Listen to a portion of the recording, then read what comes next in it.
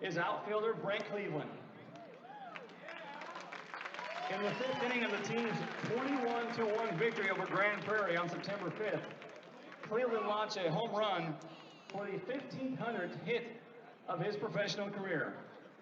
Please help us in congratulating the former Major Leaguer on reaching his impressive milestone, Brent Cleveland.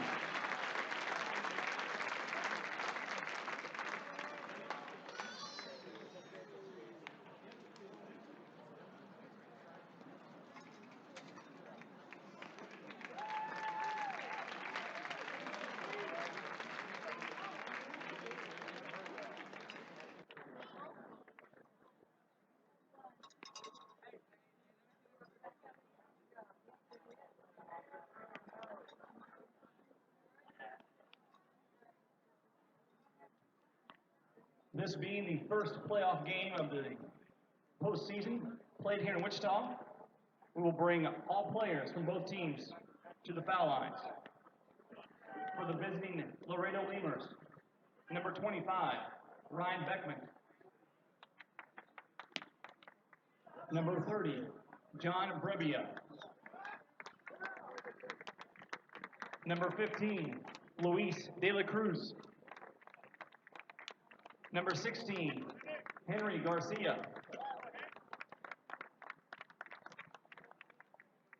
Number 44, Greg Hall. Number 43, Cody Kendall.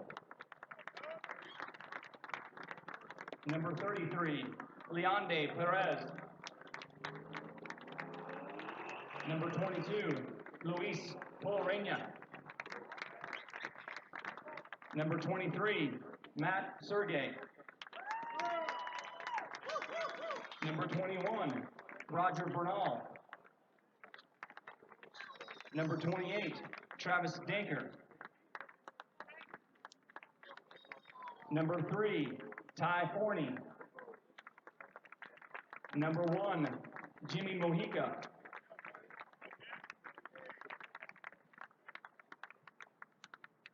The coaching staff for Laredo, Gibby Villacayar. Hitting coach, Steve Hine. Pitching coach, Mike Meyer.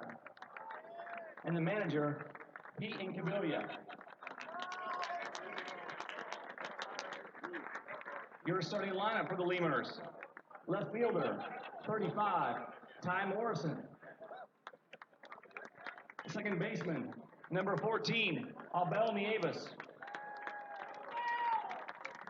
Designated hitter, number 7, Kevin Taylor.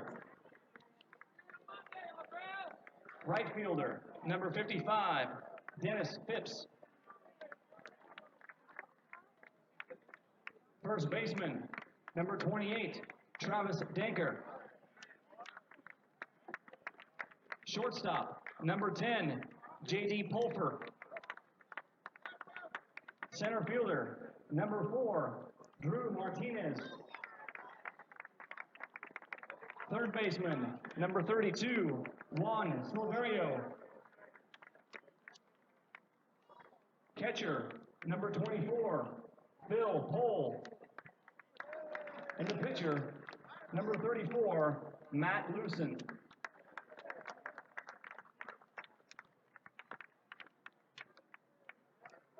And now, for your Wichita Wingnuts. Number 12, Alex Boshiers. Number 13, Derek Idle. Number 18, Paul Smith.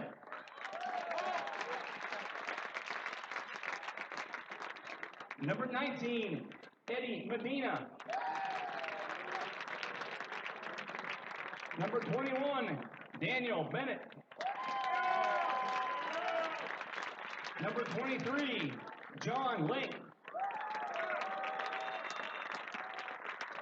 Number 24, Brad Orsi. Number 25, Robert Mosbach. Number 26, Jason Van Skyke. Number 44, Alex Sogard. Number 45, Scott Richmond. Number 16, Brent Dean. Number 4, Jace Ray.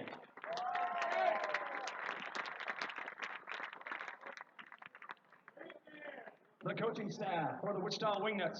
Bench coach, Jim Foltz.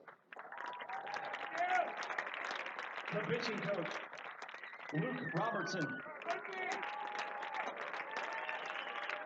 Hitting coach, Jose Amato.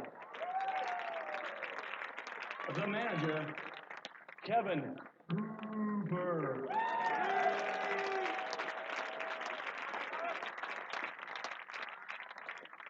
Now the starting lineup for your Wichita Wingnuts.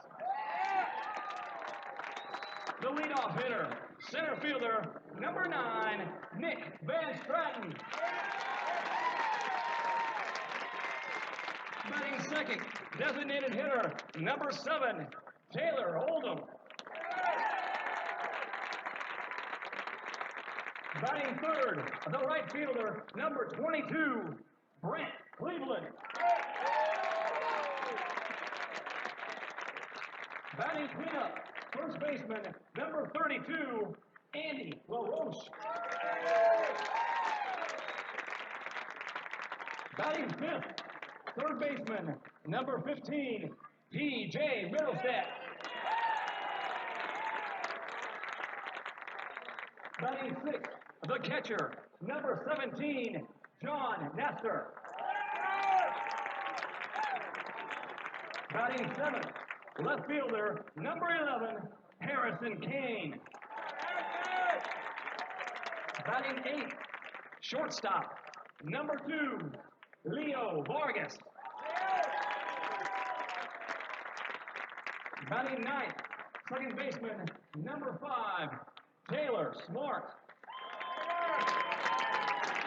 And the starting pitcher for the Wingnuts, number 30, Tim Brown.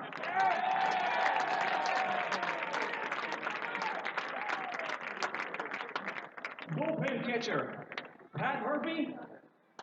Athletic trainer for the Wingnuts, Tyler Lowe.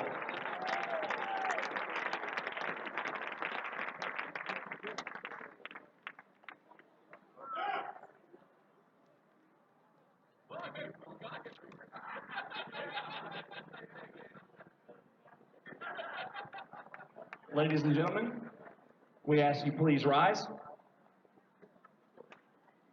and remove your caps as we welcome to the field the Kansas Army National Guard.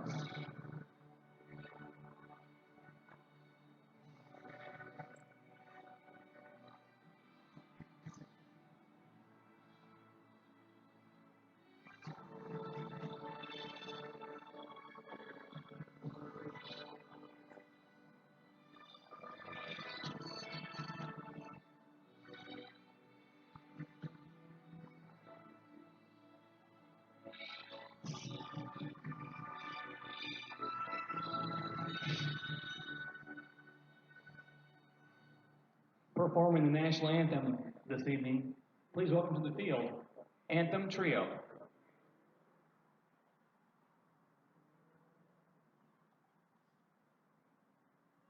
Oh, can you see by the dawn's early light what so proudly we hailed at the twilight's last gleam, whose broad stripes and bright stars through the perilous fight for the ramparts we watched were so gallantly streaked, and the rocket's red glare, the bombs bursting in the air, gave proof through the night that our flag was still there.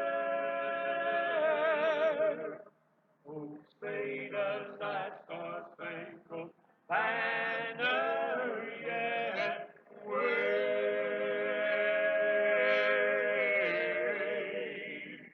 For the land of the free and the home of the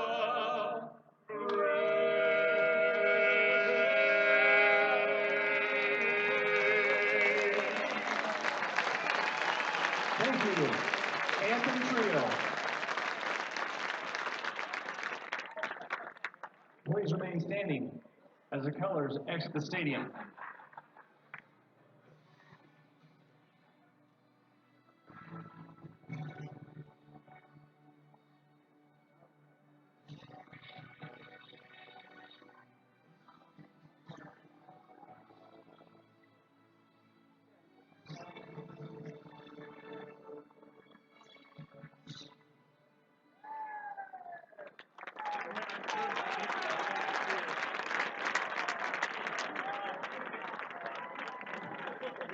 Here while I explore the country.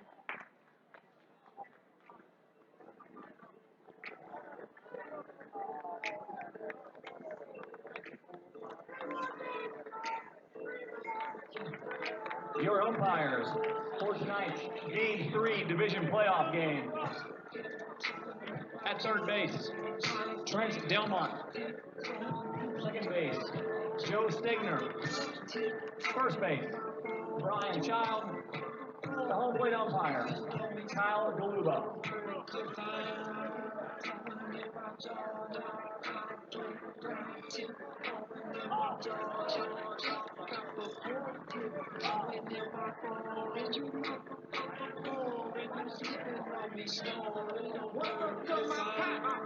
What's up to my hate? Out of the grind and sing a hoop like I need a break. Neon icon, 57 city tour.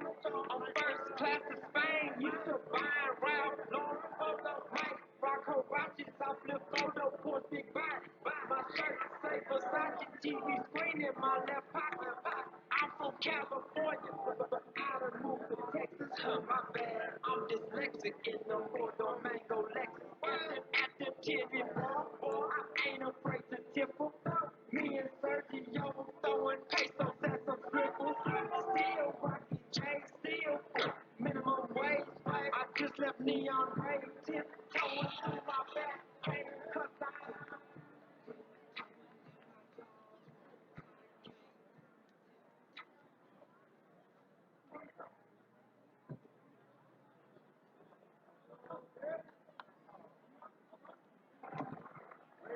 Gentlemen, welcome to tonight's main event.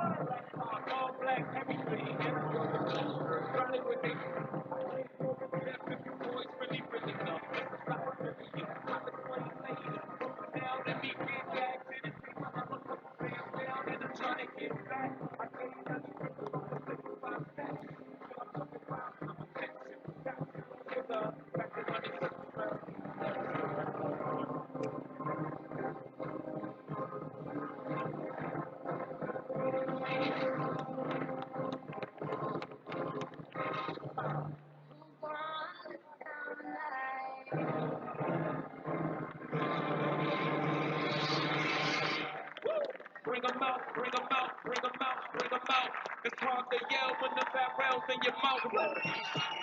Owners of 5 straight division championships and the 2014 American Association defending champions. Welcome to the field, your Wichita. Laredo Lemurs baseball is on the air, brought to you by Popeye's Chicken, AEP Texas, Armadillo Homes, Ascending Technologies, Ashley's Furniture of Laredo, Capital Care EMS, Chavarias Plumbing, Core Business Solutions, Driscoll Health Plan, Falcon International Bank, Family Chevrolet, Gold's Gym, Guerra Communications, HEB, iGadget Repair Center, Kaplan College, Laredo International Airport, Laredo Pony League, Laredo Sports Medicine, Mike's Paint Flakes, Pepsi, Pro Mega Signs, Southern Distributing, Southern Sanitation, Talk and Talk Wireless, TAMU Housing and Residence,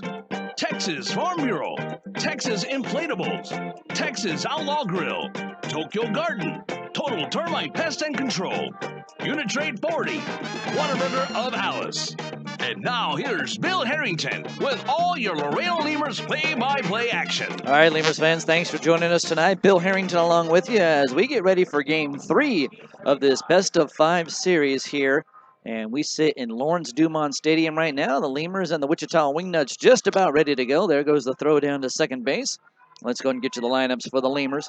Pretty much the same that the Lemurs have been using for the last couple of weeks here. Ty Morrison leading off, playing left field. Abel Nieves is playing second base, batting second. Kevin Taylor's the designated hitter, batting third. Dennis Phipps is in right field, batting in the 4 spot. Travis Danker will play first base and bat in the 5 hole. J.D. Pulfer's batting 6th and playing shortstop. Drew Martinez is in center field, batting 7th. Juan Silverio playing third base and batting 8th. And Phil Pohl doing the catching, batting 9th. Up there on the mound right now for Wichita is Tim Brown. He winds and throws, and the pitch is in there for a strike. We're underway. Your game time is 7:14, and your game time temperature is 74 lovely degrees here in Wichita, Kansas. The pitch swung in a liner into right field. That'll be a base hit for Ty Morrison right out of the box for the Laredo Lemurs. He sees the second pitch of the game and lines it over into right, and that'll bring up Abel Nieves now for the Laredo Lemurs. So they had to do all the introductions and go through all the preliminary stuff here that they do for the playoff games. And, of course, before the game, the Wichita Wingnuts actually went through some of their team honors for the year as well. And they did that last year when we were here, when the Lemurs were playing the Wichita Wingnuts in the playoffs. Here's Abel Nieves, a former member of the Wichita Wingnuts, and Tim Brown throws, and that one's chopped off the plate high in the air. Now it takes a hop. The third baseman, Middlestat, with a throw over to first base, and it's in time to get Nieves out. But on the play, it moves Morrison up to second base. It's a 5-3 putout in your scorebook, and Kevin Taylor will be coming up to the plate with a runner at second and 1 out. So an opportunity here for the Lemurs to try to bring in a run. Designated hitter, number 7, Kevin Taylor. So Taylor, a left-handed batter for the Laredo Lemurs, facing off against the right-handed pitcher, Tim Brown. Tim Brown has had a great year for Wichita. The pitch, swing, and there's a ground ball over to the third baseman, Middlestat. He goes down to a knee and grabs it, throws over to first base, and that'll be another 5-3 putout. Nice play there by T.J. Middlestat, going down to a knee and grabbing that baseball as it hugged the ground. The defense for Wichita goes like this. They have Harrison Kane in left, Nick Van Stratton in center, Brent Cleveland over there in right field. T.J. Middlestat's the third baseman, Leo Vargas at short, Taylor Smart playing second, and Andy LaRoche over at first base. John Nestor behind the plate, and the veteran Tim Brown up on the mound. Tim Brown with a 10-2 record this year and a 3.28 ERA. Here's Phipps. And the pitch to Phipps is swung on and lifted into right field. It looks like it's going to fall around third, and coming home is Morrison. He's going to score a run. Phipps has a base hit and an RBI. The Lemurs have taken an early 1-0 lead. So the Lemurs setting the tone in this ball game. And a nice job there. High fives all around for Ty Morrison as he comes into the dugout. Morrison started off the ball game with a liner to right field, and then Dennis Phipps hits a little bloop down the right field line, and he picks up a hit that drives in Ty Morrison. So that'll bring up the hot-hitting Travis Danker now for the Laredo Lemurs. Runner at first base and 2 down. And the pitch to Danker is a fastball in the inside corner of the plate. Nicely done there by Tim Brown. Yeah, Danker has been doing very well for the Laredo Lemurs since joining the club, and he's been hot in the playoffs. He has 5 hits already for the first 2 games, and he hits a double hopper over to Middlestat at third. Middlestat will straighten up and throw over to third base, and Travis Danker is going to be retired. All 3 outs come from the third baseman here, but the Lemurs do score a very important run. They take a 1-0 lead. We're going to head to the bottom of the first inning. We'll get you the Wichita Wingnuts starting lineup when we get back. You're listening to Laredo Lemurs Baseball, 1-0 Lemurs. For all of your vehicle collision repair and paint needs, there's only one place to turn, Mike's Paint Place. Mike's Paint Place has computerized color matching and digital imaging. They also do full frame and suspension repairs. Stop by and see Mike's Paint Place today at 6410 Polaris Drive in Laredo. Uni-Trade continues to provide solutions in foreign trade through a highly satisfactory customs brokerage service. Uni-Trade has quality trained personnel devoted to the highest level of customer service. For all your transportation, distribution, and consolidation needs, it's Uni-Trade. Chavarrias Plumbing's the #1 choice for any plumbing problem. Chavarrias is a full-service company with up-to-date technology trained professionals. With over 30 years of service to the community, Chavarrias is still growing strong. Visit chavarriasplumbing.com and go Lemurs! Breakfast speaks for itself here at Whataburger. It's going to be hot, it's going to be fresh. It's almost like when you were a kid and you wake up in the morning, you can smell mom cooking breakfast. I like their hash browns. My favorite is the honey butter chicken biscuit. I like the taquitos. We have some fresh cracked eggs here. I like these pancakes because they're fluffy. I really like the fact that you can get into Whataburger real fast and bring it on the go. We're cooking breakfast for you at Whataburger.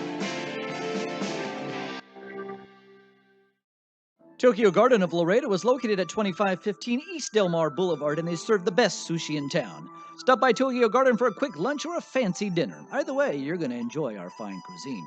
Did you just get off work? Then come on by and check out our happy hour specials. Tokyo Garden, where you'll find the best sushi in Laredo. All right, baseball fans, let's go and get you that Wingnuts starting lineup. Nick Van Stratton leading off. He's playing center field. Taylor Oldham getting a start now in the series. He's going to work as the DH and bat second. Brett Cleveland will play right field and bat third. Andy LaRoche is the first baseman. He's going to bat in the 4th spot. TJ Middlestead is the third baseman. He's batting 5th. John Nestor will bat 6th and do the catching. Harrison Kane's out in left field. He'll bat in the 7th spot. Leo Vargas is playing shortstop and batting 8th. And Taylor Smart playing second base, and he's batting in the 8 hole. Here comes Nick Van Stratton up to the plate right now for the Wichita Wingnuts. 1-0 Laredo. The Lemurs saw Ty Morrison reach on a single to start off the ball game, and then with 2 outs, Dennis Phipps drove in Morrison from second base, and the Lemurs take a 1-0 lead as we go to the bottom of the first inning. Wichita tonight, they're wearing their black tops, white numbers and letters, red outline, and the Lemurs have their camouflage tops on. Here's the pitch from Matt Lucen. Lucen throws a strike. That's on the inner third of the plate, just above the knee there to Nick Van Stratton, and it snowballs in a strike. So Matt Lucen against Tim Brown today, a good matchup here. The pitch, and that's a strike that just misses a little bit low. It was over the outside part of the plate, but a little bit low there at the knees of Nick Van Stratton. Nick Van Stratton, a former member of the Laredo Lemurs. Here's the 1-1 pitch, and that one is swung on and fouled back. It goes off the tip of the glove of Phil Pohl. Here's the defensive lineup for the Lemurs. Morrison in left, Martinez in center, Phipps in right. Silverio playing third base, Pulfer at short, Nieves at second, and Danker at first. Phil Pohl behind the plate, of course, Matt Lucen up there on the hill for Laredo. And Lucen into the full windup. The 1-2 pitch swung on and fouled back. That'll get up and over the stadium here at Lawrence Dumont. So Van Stratton will see another pitch. 1 ball and 2 strikes to Nick Van Stratton. And Lucen peers over the mitt, looks underneath that cap. It's black and gold on his head. Here's the pitch. He swings, and another foul ball. That'll get up here quickly and up and over everyone's head again. So right now, Nick Van Stratton fouling a couple of pitches off that Matt Lucen is throwing up there. Matt Lucen went 7-6 during the regular season. This is his first start in the playoffs. Here comes the 1-2 delivery, and that one is in the dirt. Lucen put up a 4.42 ERA and pitched in 21 games. He's the only starter that stayed in the rotation the whole season for the Laredo Lemurs. So he was part of the original rotation that got started all the way back on May 21st for Laredo. And Matt Lucen has stayed there ever since. 2 balls and 2 strikes to Van Stratton. Here comes the pitch. And that's a fastball, misses inside. It goes in and out of the glove of Phil Pohl. So Phil Pohl drops that one. I believe it was inside nonetheless. The Lemurs would not have got the call even if Phil would have grabbed it. 3 balls and 2 strikes now to Nick. Nick, through the first 2 games, he's 1 for 8. He has an RBI. He picked up a hit in the last game of the series. The pitch swung on and lined into left field. Morrison moving over to his left a little bit. He'll get there and make the catch, and Nick Van Stratton's going to be retired. So Van Stratton hit it pretty well, but right at Ty Morrison. Morrison is able to haul that one in pretty easily. That'll bring up Taylor Oldham.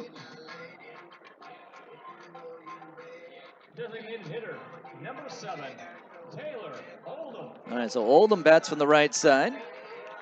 He's measuring off the distance up there while he gets into the batter's box. In case you're wondering what's going on with this field, it looks kind of strange. Well, it is a little strange. It's all turf down there, in case you've never watched a game here before. And here's the pitch. A fastball right down the middle at the knees. No balls and a strike. Yeah, it's all turf down there except for the pitcher's mound. The pitcher's mound is dirt. And the 2 bullpen pitchers' mounds are dirt, but that's it. Everything else is turf. The 0-1 pitch, a breaking ball that hits the inside corner. 0-2 quickly now to Taylor Oldham.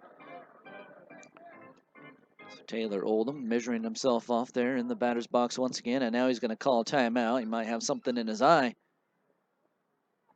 Well, working underneath partly cloudy skies tonight. No chance of rain today. It was absolutely gorgeous here in Wichita today. It got up to the mid-70s. Here comes the 0-2 pitch, and a breaking ball that misses outside. Out of the hand of Matt Lucen. Lucen's going to bring a fastball, a slider, a curve, and a changeup to the party tonight. That's what he likes to throw. And he's going to throw a 1-2 pitch here. And there's a curveball. Called strike 3. Oldham goes down looking, and the home plate umpire rings him up. Brent Cleveland will be the next batter. Your umpires today, by the way, now that we saw Kyle Galuba go ahead and do a nice ring up right there. Kyle Galuba's behind the plate. Brian Childs, the first base umpire. Joey Stegner's at second. And Trent Delmont's the third base umpire for tonight's ball game. So here's Cleveland into the box. And the pitch from Matt Lucen is in there for a strike at the letters. So a high strike there to Brent Cleveland, the former major leaguer. And the delivery. That one is low and outside. A curveball again there from Matt Lucen. Cleveland so far in the series has not picked up a hit. He's 0 for 4. In fact, he has not reached base for the Wichita Wingnuts. 1 ball and 1 strike. Here's the pitch. Fastball low and outside. 2 balls and 1 strike. It's 1-0 Lemurs. Lemurs scored a run in the top of the first inning. And they're looking to pound out another run when they get back into the dugout. 2 balls and 1 strike. And the pitch, swung on a ground ball. On a couple hops over to J.D. Pulfer. Pulfer's there. He'll wing and across over to first base, and that's going to be it. Wingnuts go down in order here, and we're going to head to the top of the second inning.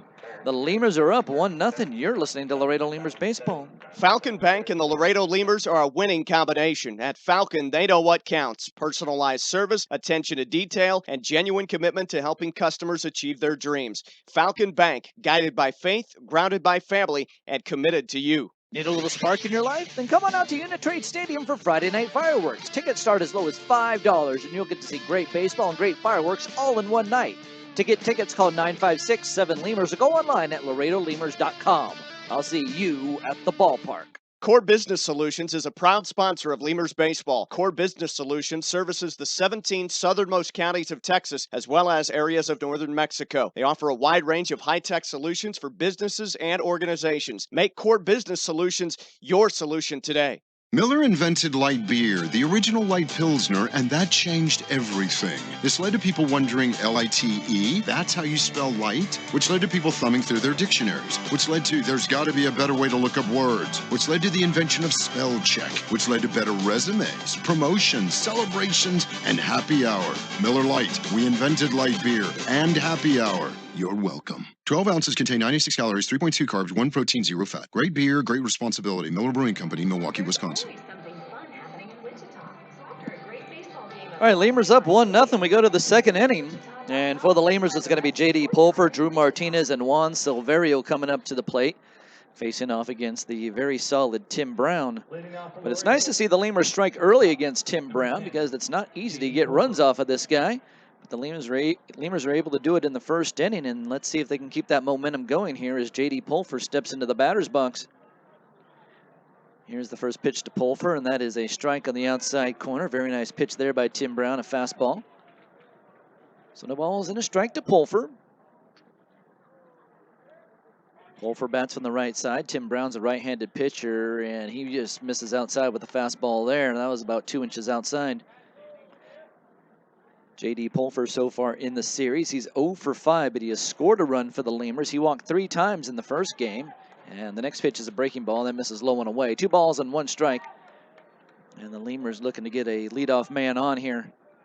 So J.D. Pulver rubs his hands together, then grabs his bat again. Into the batter's box he goes.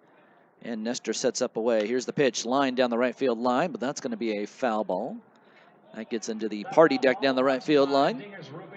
Down the right field line, they have a cool little party deck. It's kind of a tiered party deck, so there's 4 different tiers. So depending on how close you want to sit to the field. And there's umbrellas down there, so they put up and down the umbrellas depending on how hot or cold it is. The 2-2 pitch is swung on and lined into center field. Van Stratton broke in. Now he breaks back. He's got it under control. He makes the catch. But there was a moment there where it looked like Van Stratton was going to lose his balance and end up falling to the ground, but he's able to get underneath it to make the catch. So that'll bring up Drew Martinez. 1 out, 1-0 Lemurs. Drew Martinez.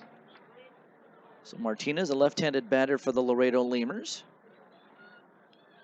Lefties hit very well against Tim Brown. So far, we've seen one of the lefties get a base hit. That was Ty Morrison to start off the ball game for Laredo. But lefties this year have hit .366 against Tim Brown. So Kevin Taylor, Ty Morrison, and Drew Martinez all have that chance. The 1-0. That one misses outside. 2 balls and no strikes. 1-0 Laredo.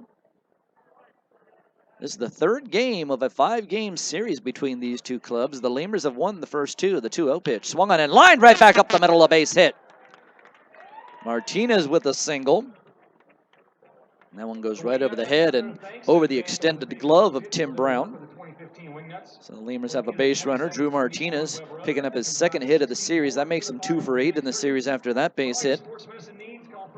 Drew Martinez during the regular season played 20 games for the Lemurs. He ended up hitting .238 for Laredo, but he really picked it up down the stretch for the Lemurs. So here's Juan Silverio, as the PA announcer calls him. It's Juan Silverio. And the pitch, runner goes. The pitch is swung on and grounded up the 3rd baseline, and it's going to be a foul ball. TJ Middlestack grabs it, but just barely foul. There's a new name for winning in Oklahoma. So that's going to be a foul ball. Martinez has to retreat back to first base. Popular red screen bonus games, action-packed table games, dining and entertainment. Get your game face on at 7 Clans Casinos. Just a short drive from Wichita. So Silverio grabs the bat. He's ready to go again. Casino's partner of the Wichita Wingnuts. Silverio during the regular season for the Lemurs, he hit .269. So far, he's hitless in the 2-game series against the Wichita Wingnuts. Here's the pitch.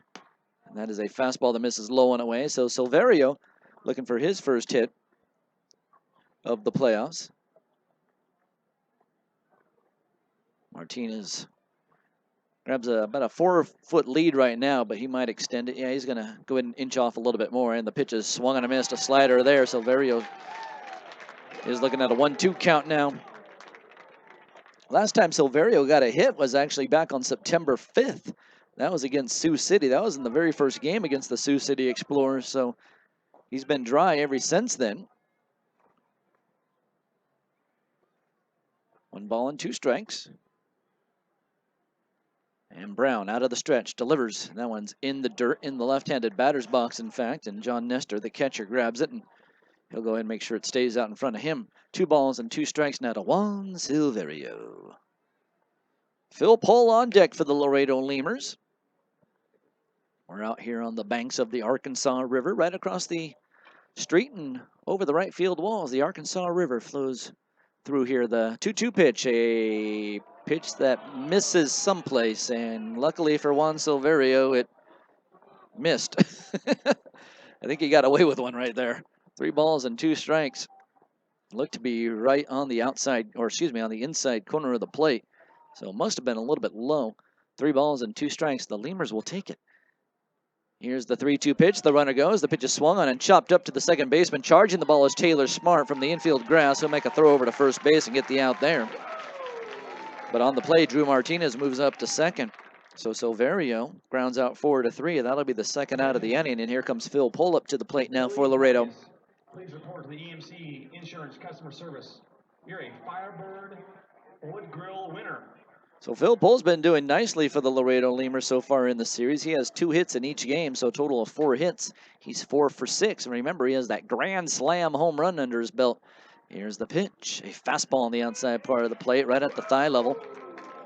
So no balls and a strike. 1-0 Lemurs. Lemurs got their first run back in the first inning. We sit in the second here. Runner at second base. Phil can come up big right now to drive in Drew Martinez. The pitch. Swung on and tipped foul at the plate. So quickly 0-2 to Phil Pohl.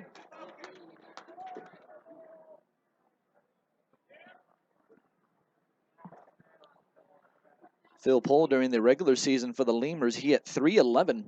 So he did a nice job with the bat, playing through 23 games with Laredo. No balls and 2 strikes. Tim Brown delivers, and that's a slider low and away. Another nice job there by the catcher Nestor.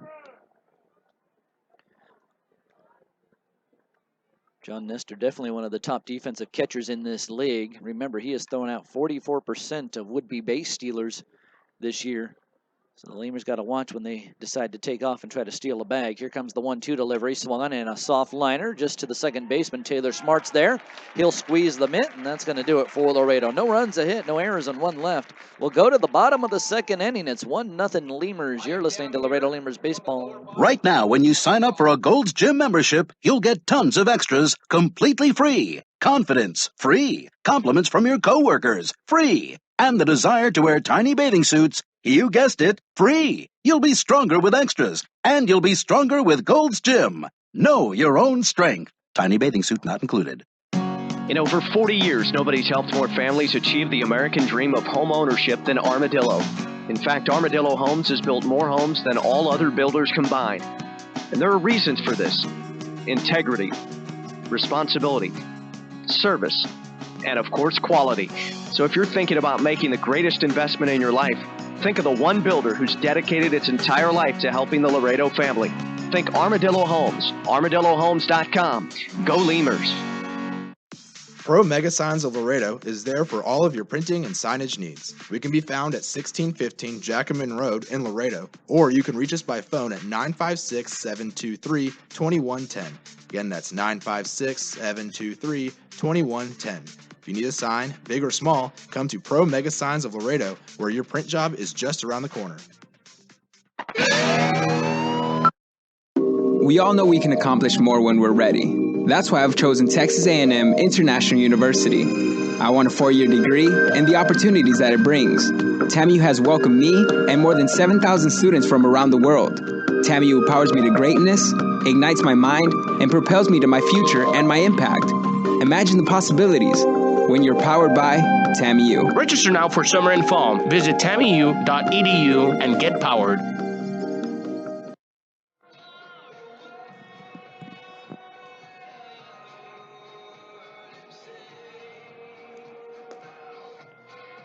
All right, Matt Lucen finishes up his warm-up throws. It's going to be 4, 5, and 6 in the batting order for the Wichita Wingnuts.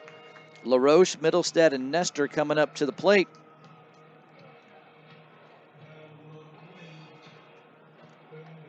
So here's Andy LaRoche, the former major leaguer, facing off against Matt Lucen.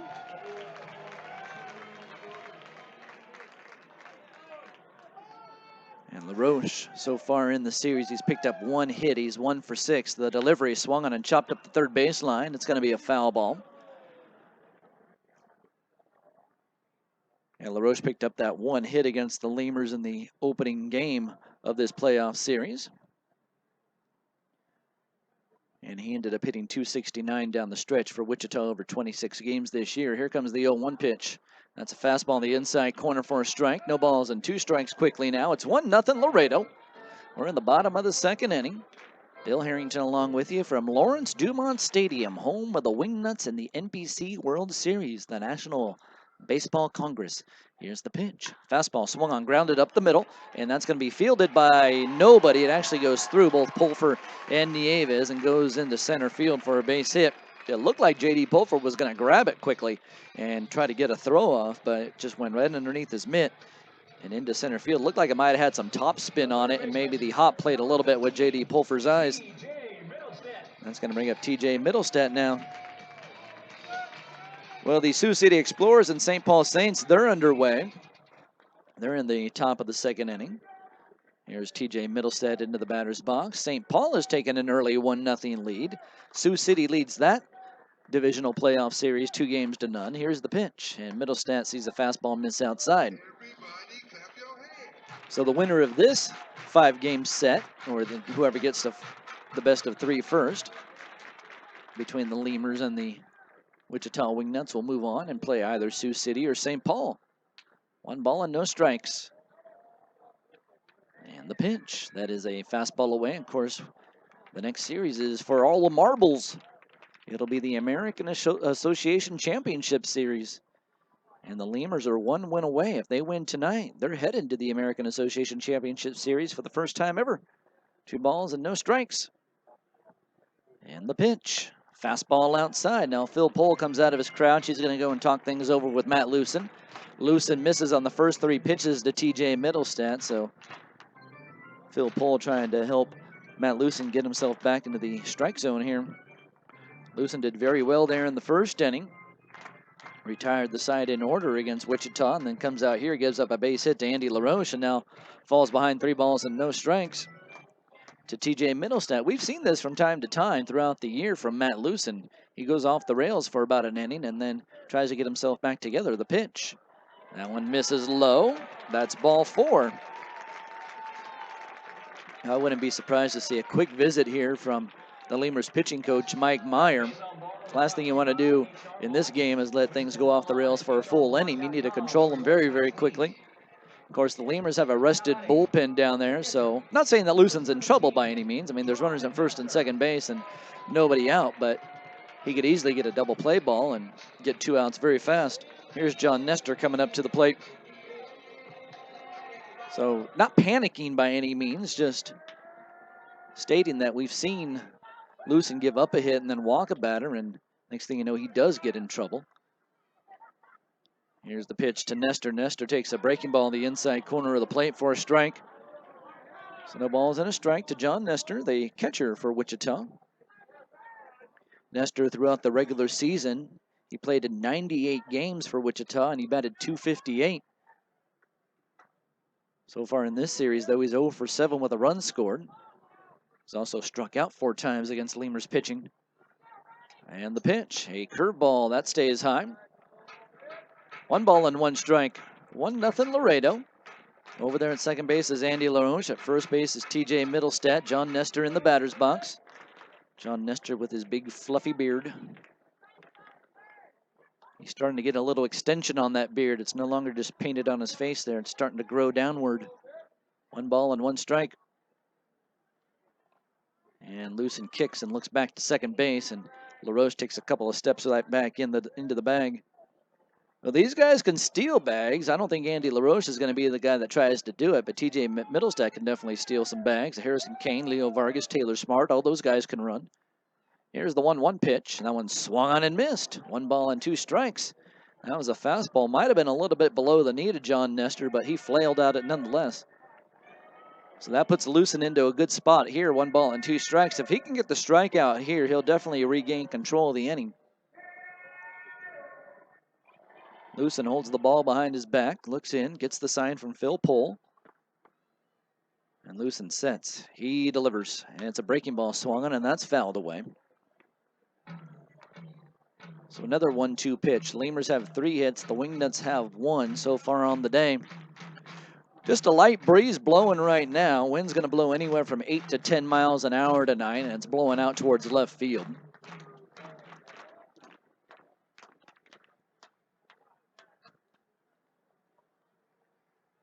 And the 1-2 pitch. Swung on and missed. There's strike 3. Nicely done there by Lewson. Comes back and gets a strikeout after allowing the first 2 batters to reach base. And Harrison Kane now coming up to the plate. He'll be coming up to the plate for the Wichita Wingnuts. I have to catch myself quite a bit when Nick Van Straten, Harrison Kane. I'm ready to say Coming up to the plate now for the Lemurs is Harrison Kane. But, of course, these guys are former Lemurs, but watched them so much over their careers. It's easy for that to pop out. Kane swings at the first pitch. It's a curveball. He's going to pop it back into the stands. So that one will take a hop in the red seats. They got blue seats down low, red seats up above here at the ballpark, and they have some aluminum seating down the left field line here in this yard. Runners at first and second base and one out. Now the Lemurs would love that double play ball. The pitch, a fastball, misses low. 1 ball and 1 strike to Kane. Kane not an easy guy to double up, though. He's very quick. Kane was acquired by the Wingnuts in a trade from Sioux Falls back on July 10th. And it was a trade for future considerations. And the 1-1. Breaking ball, that one swung on, and that's fouled away. So make it 1 ball and 2 strikes. Well, Kane was with Sioux Falls earlier this year. He hit .231. He had 4 home runs and 10 RBIs. During the offseason, he was traded to the Canaries from Laredo. He spent 2013 and 2014 with the Lemurs. 1 ball and 2 strikes, and he's going to go ahead and take a timeout here and step out of the batter's box.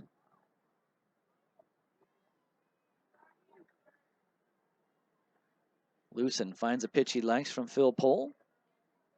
And the 1-2 pitch. That one is a slider low and outside, blocked by Pohl. He keeps it out in front of him. He looks at the ball and decides it's good enough to go. Well, no dirt down there to ruin baseballs. Like I said earlier, it's all turf. So they're able to keep a lot of balls in play here just for that reason. They're not going to get a whole lot of scuffs off the turf. 2 balls and 2 strikes. By the way, Brett Saberhagen's in the house tonight. He threw out the first pitch. Here's the 2-2. A curveball swung on, lined over the head of Abel Nieves and into right center field. Being waved home is Andy LaRoche. He's going to come in and score and tie up the game. Going in, sliding head first at second base is Harrison Kane. He's going to get a double. He has a double and an RBI. Middlestat goes to third base. And we have a 1-1 tie here as we sit in the bottom of the second inning. So just like that, Harrison Kane drives home a run. And that'll bring up Leo Vargas. For Harrison Kane, that's going to be his 3rd RBI in this series. He picked up 2 RBIs against the Lemurs on September 9th in that first game of the series on Wednesday. Remember, they struck early in the second inning when Kane lined one down the left field line with runners at second and third that allowed 2 runners to score on that opening day of the playoff series. Here's the first pitch to Vargas. Vargas takes a fastball in the inside corner right at the knee. That's a strike. No balls and 1 strike now to Leo. So now runners are at second and third with 1 out. And the infield's going to play in for the Laredo Lemurs. Leo Vargas picked up 2 hits in the last game of the series on Thursday. He went 2 for 3 that day. The delivery. Oh, that one's in tight. It actually hits Vargas, and that one did not feel good. He's running up the first baseline. Got it on his forearm. And now Mike Myers coming out of the dugout for the Laredo Lemurs. He's going to go talk things over with Matt Lewson. Well, Lewson in his last start was fantastic for Laredo. And he's looking to have that same energy here tonight. But right now, things are a little bit off track, and Mike Meyer going to help him get things going again. Yeah, Lewson against Sioux City went 5 2/3, only gave up a run on 3 hits. Walked a batter and struck out 3, and he just really looked good in that outing for the Laredo Lemurs. It was a nice outing for him to work off of to come into this outing in the playoffs. So a 1-1 tie, bottom of the second inning. Bases loaded now for Wichita, and there's 1 out. And that'll bring up the number 9 batter, Taylor Smart.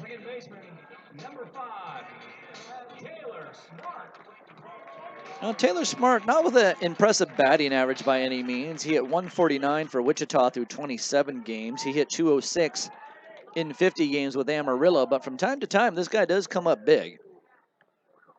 There's 1 out with the bases loaded here. The pitch, a fastball low and outside. Taylor Smart does have a pretty decent eye, so he can walk as well. And he's looking at a 1-0 count right now. Kevin Hooper going through a set of signs, and Smart back into the batter's box. Travis Denker playing in right behind the lip of the grass. The pitch. Fastball swung on and missed. And that's exactly what Lucen needs to do right there, is just peg the corners with fastballs here, and he will probably be able to get smart out. Remember, 1 out in the inning, so a double play will help out the Laredo Lemurs, but even if they just get 1 out here, that'll be a huge out.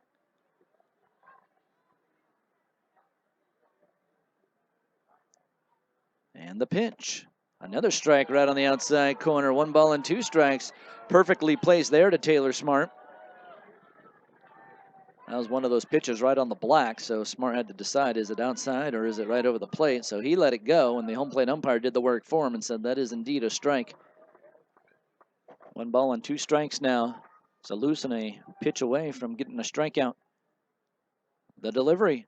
That one is a little bit further outside. That one goes over the line of the left side batter's box. So 2 balls and 2 strikes. Over at third base is TJ Middlestead. At second is Harrison Kane. Leo Vargas is at first. He was hit by a pitch. The 2-2 delivery. Swung and lifted high in the air into shallow center field. Pulfer's going out. He's backpedaling, but coming in is Martinez. He makes the catch, and the throw will go all the way through to the catcher, Phil Pohl. And that's going to hold all the runners where they're at. So Taylor Smart pops up, and the center fielder, Martinez, is able to put it away. So that makes 2 outs, but now we go up to the top of the order for a very tough hitter, Nick Van Stratton. And Stratton lined out in his first at bat over to left field. So Van Stratton does have 1 hit in the series, but overall nothing spectacular for him. He's now 1 for 9 overall in the series with that last at bat that he had back in the first inning. But this guy can be a tough customer. The Lemurs saw it all last year. Here's the first pitch to Nick, and he takes low and outside. Remember when Van Stratton was up in his first at bat tonight, he kept fouling pitches off from Matt Lucen. So he's probably seeing Matt okay, and he did line the ball very hard in the left field, but it was catchable there by Ty Morrison. And the pitch. A strike on the inside corner, a fastball to Van Stratton. 1 ball and 1 strike. A 1-1 tie, bottom of the second inning. So Lucen working out of the stretch. He holds the baseball behind his back as he looks in to get the sign from Phil Pohl. And the pitch on the 1-1, and that one spiked in the dirt. That one lands about 3 or 4 feet shy of the plate. And a nice job there by Phil Pohl to keep it out in front of him. Well, Pohl recognized it very quickly, went down to his knees and moved over to his left just a bit, and was able to knock that ball down and keep it out in front. 2 balls and a strike now to Van Stratton.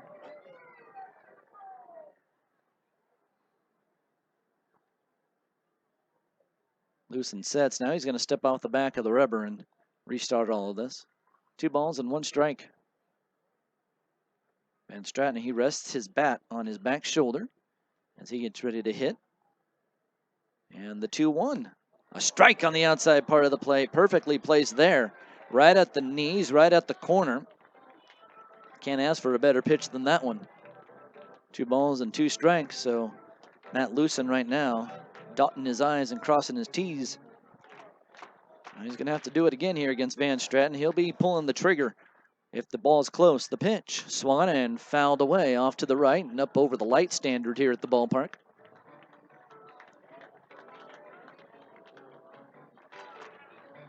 So once again, 2 balls and 2 strikes to Nick Van Stratton. Van Stratton, the 7th batter of the inning. 3 guys out there on the base paths right now for the Wichita Wingnuts.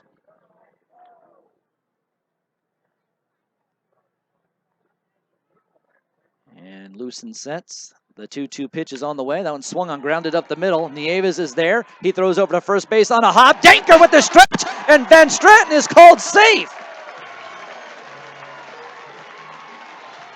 A run comes across. It's going to be an infield base hit. And TJ Middlestead scores. Kane goes to third. Vargas up to second.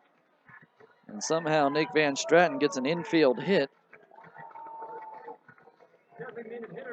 Nice try there by Bel Nieves. Nieves going behind the bag at second. He was pretty much on the outfield grass when he caught that ball, and he leapt into the air and threw over to first base on 1 hop to Denker. Denker with the stretch, and It was a very close play, and the Wingnuts get the call. So the bases are still loaded, and here's Taylor Oldham. Oldham sees one miss low and outside. So now it's a 2-1 lead for Wichita.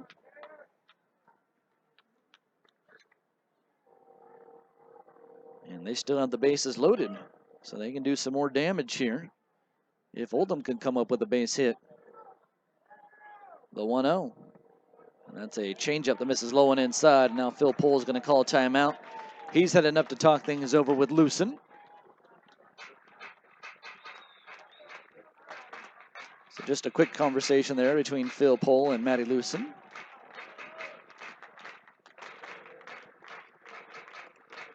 Taylor Oldham right back into the batter's box. So Taylor Oldham was acquired by the Wingnuts, actually reacquired by the Wingnuts. The pitch. A fastball that hits the outside corner at the knees. 2 balls and a strike. Yeah, he was reacquired by the Wingnuts back on August 24th in a trade with Fargo for future considerations. He was traded to Fargo back on July 22nd for future considerations. 2 balls and a strike. And the pitch. Fastball low and inside. So now it's 3 balls and 1 strike to Oldham. Lucen has got to come across the plate here, and that means Oldham's going to be ready to swing the bat. It's 2-1 Wichita. Lemurs took an early 1-0 lead, but the Wingnuts have fought back here in the bottom of the 2nd inning. Here's the pitch. Fastball low and outside, ball 4. That'll bring home a run with a walk.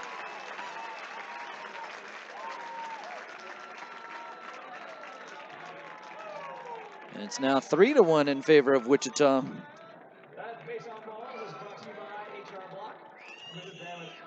So that'll bring up one of their big hitters now, Brent Cleveland, coming up to the plate. And this is definitely something the Lemurs wanted to avoid, letting this guy come up to the plate with the bases loaded and building any kind of momentum for Wichita. So it's 3-1 Wichita. And the pitch. A curveball finds its way over the plate for a strike. Nicely done there by Matt Lucen. Starting off Cleveland with a curveball. I'm sure Cleveland probably stepping into the box looking fastball the whole way. So an 0-1 count. Cleveland is the 9th batter to come to the plate. And the pitch. Swung on and missed. A changeup there. No balls and 2 strikes now to Cleveland.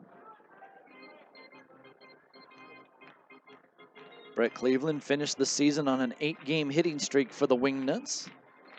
Like I said, he has not picked up a hit here yet in this series. He's currently 0 for 9. No balls and 2 strikes.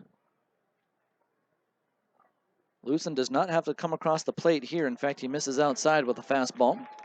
1 ball and 2 strikes.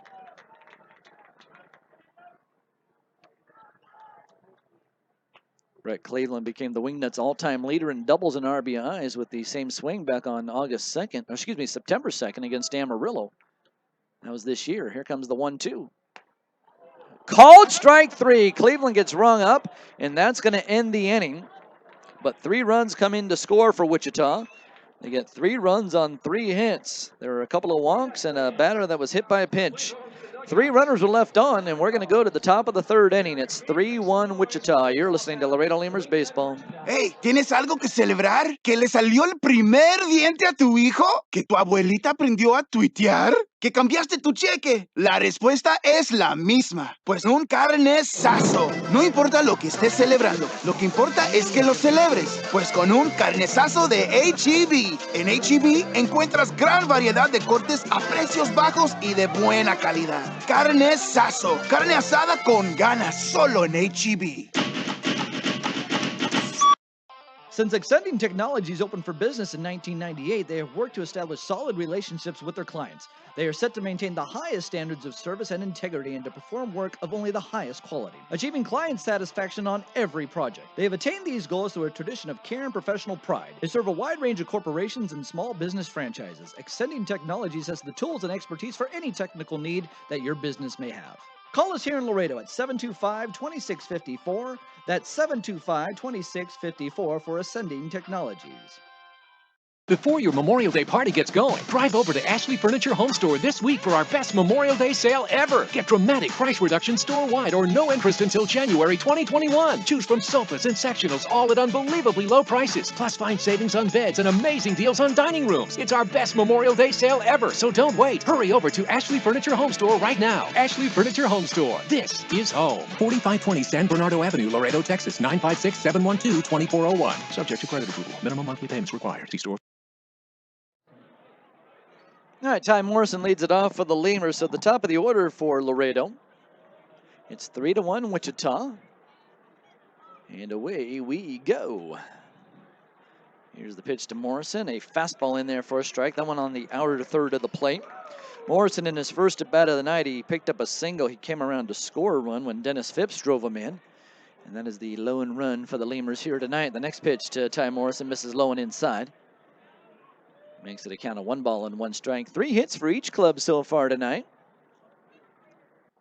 And Tim Brown working out of the full windup. He delivers. That one is inside for a ball. So we've gotten ourselves to the third inning here between the Lemurs and the Wichita Wingnuts. Wichita has taken that lead. They grabbed those 3 runs there in the bottom of the second. The pitch swung on, and that's fouled off the leg of Ty Morrison. So Tim Brown this year put up a record of 10 wins and 2 losses. He pitched in 20 games during the season. All of them starts for Wichita. He had a 3.28 ERA. He pitched in 131 innings for his club. Here comes the 2-2 delivery now from Brown.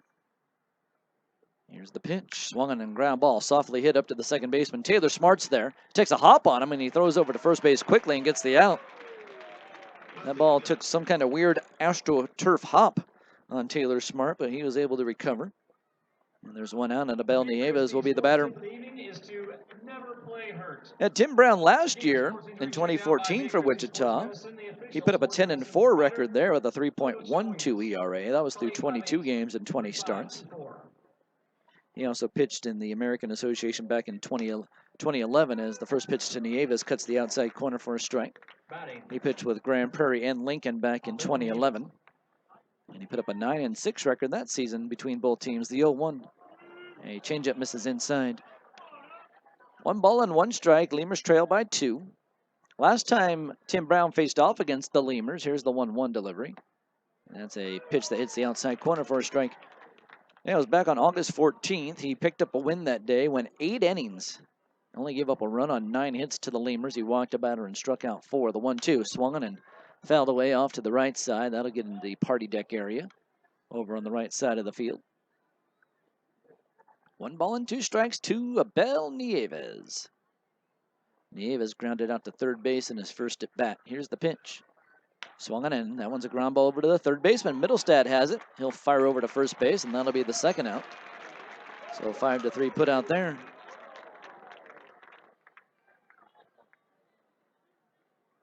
Kevin Taylor now the batter for Laredo. Designated hitter, Kevin Taylor. This year at home, Tim Brown, he's got an impressive record as it is, but another impressive record here at home. He's 5-0 this season here at this ballpark. The pitch. Swung and a hard hit ground ball over to the third baseman, Middlestad. Middlestad again will sling it over across to first base, and that'll be a 1-2-3 inning. So the Lemurs go down in order here in the top of the third. One to the bottom of the third. It's 3-1 Wichita. Todos sabemos que podemos lograr más cuando estamos listos. Por eso, decidí matricularme en Texas A&M International University. Quiero un título universitario y las oportunidades que me brindará. Tammy U me ha recibido a mí y a 7,000 estudiantes de todo el mundo. Tammy U me impulsa a ser grande, enciende mi mente y hace mi corazón latir. Imagina las posibilidades cuando eres impulsado por Tammy U. Inscríbete ahora para verano y otoño. Visita tammyu.edu y sé impulsado. Sweating through another barn burner at your team's bar? Sure am. Wish you had some ice-cold refreshment? You bet. Then Coors Light may be right for you. Could result in meeting new people, epic fist bumps, epic forearm bumps, epic or chest bumps, touchdown dancing, breakdancing, line dancing, dancing like nobody's watching, awesome refreshment for the win, and one-of-a-kind Rocky Mountain Cold refreshment. Ask your bartender for Coors Light today. Definitely. When cold refreshment calls, Coors Light answers. Frost-brewed Coors Light, the world's most refreshing beer. Coors Brewing Company, Golden, Colorado. With great beer comes great responsibility. Right now, you could be working towards an exciting new career in business administration. At Catholic College Laredo, you'll have the chance to gain professional skills and hands-on training. Earning a business degree could open the door to new career opportunities in fields such as accounting, human resources, banking, and marketing. Start on the path to your new career at Kaplan College. Call 800-617-0800. Right now, you could be working towards an exciting new career in business administration. At Kaplan College Laredo, you'll have the chance to gain professional skills and hands-on training. Earning a business degree could open the door to new career opportunities in fields such as accounting, human resources, banking, and marketing. Start on the path to your new career at Kaplan College. Call 800-617-0800. Kaplan College does not guarantee employment or career advancement. Information about programs at www.kaplancollege.com/consumer-info. All right, Andy LaRoche is going to lead things off for Wichita as we go to the bottom of the third inning. Lemurs went down in order there in the top of the third, so it's going to be LaRoche, Middlestad, and Nestor coming up to the plate. This is the same spot that Wichita started off in the second inning, and LaRoche will take the first pitch low and outside. Matt Lucen stays up there on the hill for the Laredo Lemurs. And he'll wind and throw home on the 1-0. That's a fastball that misses low and outside. So Matt Lucen, I told you about his last start against Sioux City back on September 6th, doing a nice job there. Here comes the 2-0 pitch. That one is low and away. So makes it 3 balls and no strikes. So Lucen in danger of walking the leadoff man here for Wichita. And he'll spin and throw home again, and that one is on the outside corner for a strike. So 3 balls and 1 strike now to Andy LaRoche. Former big leaguer LaRoche up at the plate. And Lucen throws. That's another strike on the outside corner. 3-2 now to Andy LaRoche. So Lucen trying to work his way backwards. Let's see what he does here on the next pitch. A big one coming up here. Lucen does not want to walk the leadoff man, and LaRoche knows that Lucen has to come into the strike zone. Here's the 3-2. Swung and fouled back. LaRoche was ready for that one. In fact, he swung, and the ball ended up going off the very top of the bat, and it goes back into the screen. So we got a little tiny piece of it. It's probably millimeters away from striking out LaRoche was Lucen. So we'll do another 3-2 pitch. Here it comes. And that one misses well outside. Ball 4.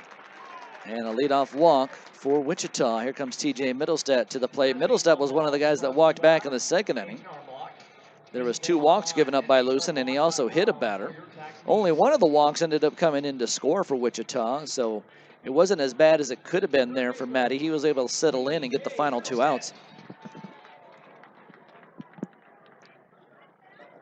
So here's TJ Middlestad. This year, left-handed batters hit .282 against Matt Lucen. Middlestad, one of the left-handed batters. He's into the batter's box right now. And LaRoche creeps out to his lead at first. The pitch. A fastball in there for a strike on the inside corner of the plate. Wasn't a fastball there from Lucen. It might have been a changeup from him. No balls and 1 strike. He stares in, gets the sign, shakes off once or twice here to Phil Pohl. And Lucen will fire away, and that pitch is a little bit low. The Lemurs are 14-7 when Lucen takes the ball during the regular season, so that's definitely a good sign. The Lemurs usually find a way to win when he's out there. And this kind of will give you an idea about that. Here's the 1-1 pitch. Swung and a ground ball over to the right side. Nieves flips to second for 1. Pulfer back over to first base. Not in time. Middlestad too quick. The Lemurs are not able to turn the double play, but the Lemurs get 1 out. Middlestad safe on the fielder's choice. Yeah, Lucen pitched on September 1st against Kansas City, and he gave up 8 runs. 7 of them were earned through 6 innings of work. But the Lemurs ended up winning that game 14-11.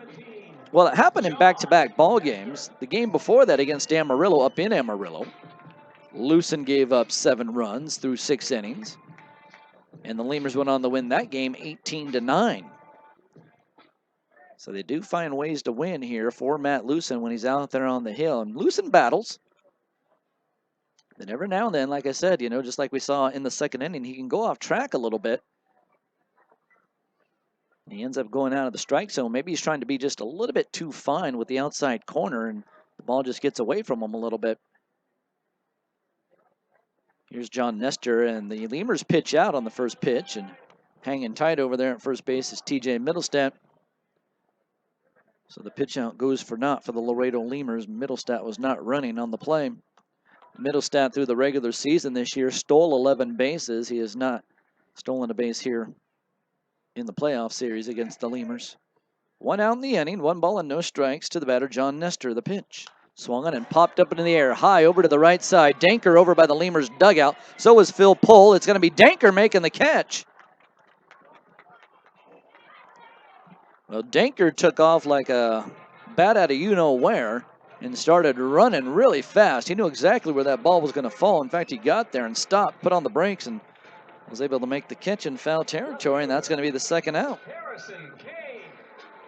Here comes Harrison Kane to the plate.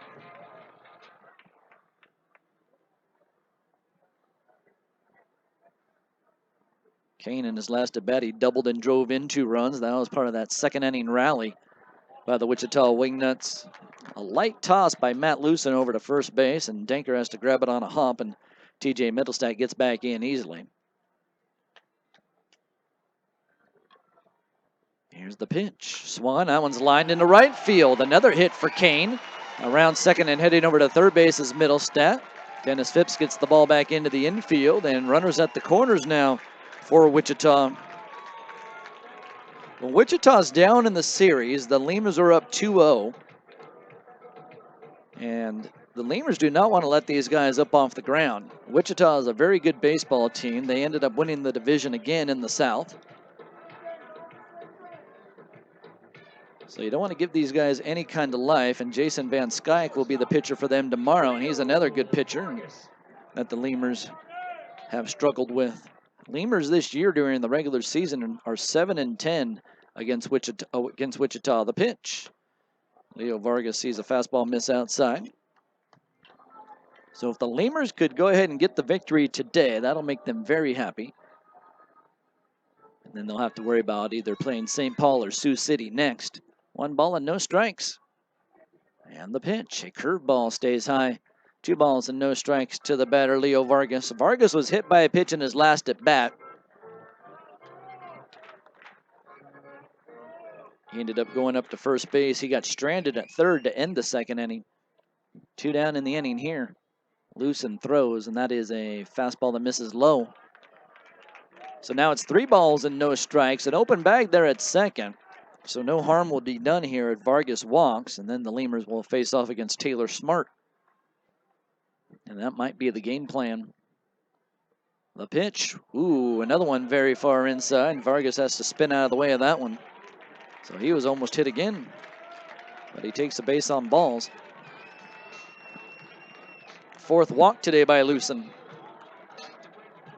So here comes Taylor Smart up to the plate. He flew out to shallow center field in his last at bat. Drew Martinez, the center fielder for the Lemurs, had a long way to run to catch up to that baseball, but he was able to squeeze it and put it away, and that was the first out in the second inning. Scratch that, second out of the second inning. Can't read my own handwriting.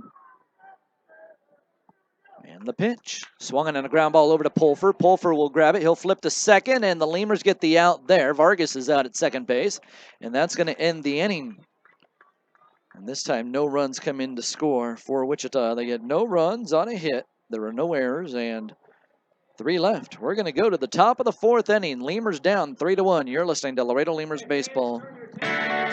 Today at Whataburger, we're cooking the Honey Mustard Whata Chicken Club. The chicken is hot and fresh. It's got melted Monterey Jack cheese topped with lettuce, tomato, bacon, and then the honey mustard adds a nice sweet flavor to it. All the flavors come together just perfect. I mean, not only do I want to eat it, but I keep wanting to look at it. The crunchiness of the bacon adds a really nice texture. Honey mustard and chicken just go together. You know, sweet and savory, it's a perfect mix. Try the new Honey Mustard Whata Chicken Club.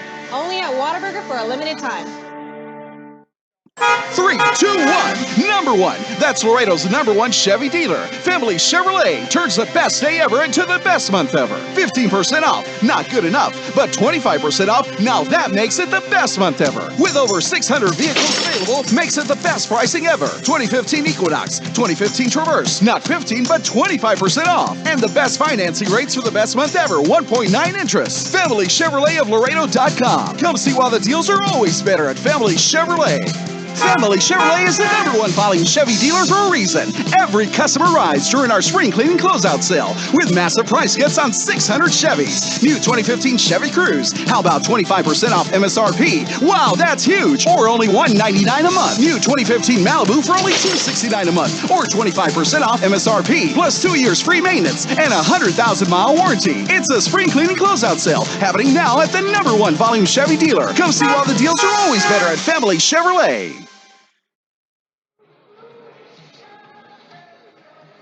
All right, so the Lemurs have Dennis Phipps coming up to the plate. He'll be followed up by Travis Denker. And then J.D. Pulfer will get his try at the plate as well. So the Lemurs trail 3-1 as we go to the top of the 4th inning. And here is Phipps. Brown throws, and the pitch is a strike on the outer third of the plate, right above the knee there to Dennis Phipps. So Phipps so far today for the Laredo Lemurs, he picked up a single and drove in a run. He takes a pitch here, misses low and inside. Well, the night has fallen upon us here at the ballpark. It is now dark outside, and the lights have taken complete control of the pitch. That one misses low and away.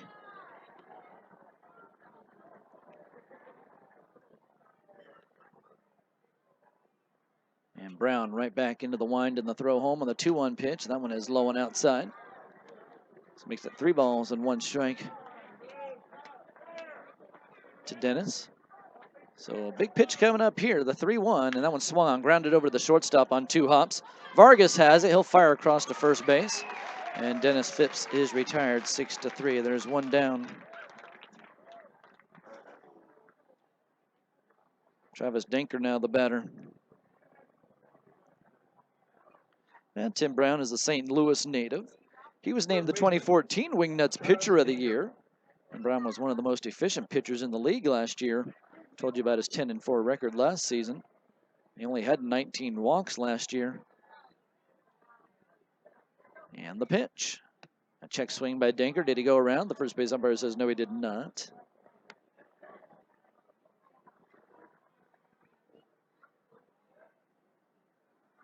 And the 1-0 pitch. That's a fastball. That pegs the outside corner.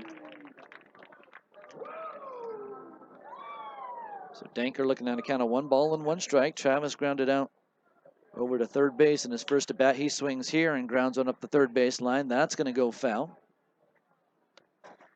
1 run back in the first inning for Laredo. 3 runs in the bottom of the 2nd inning for Wichita.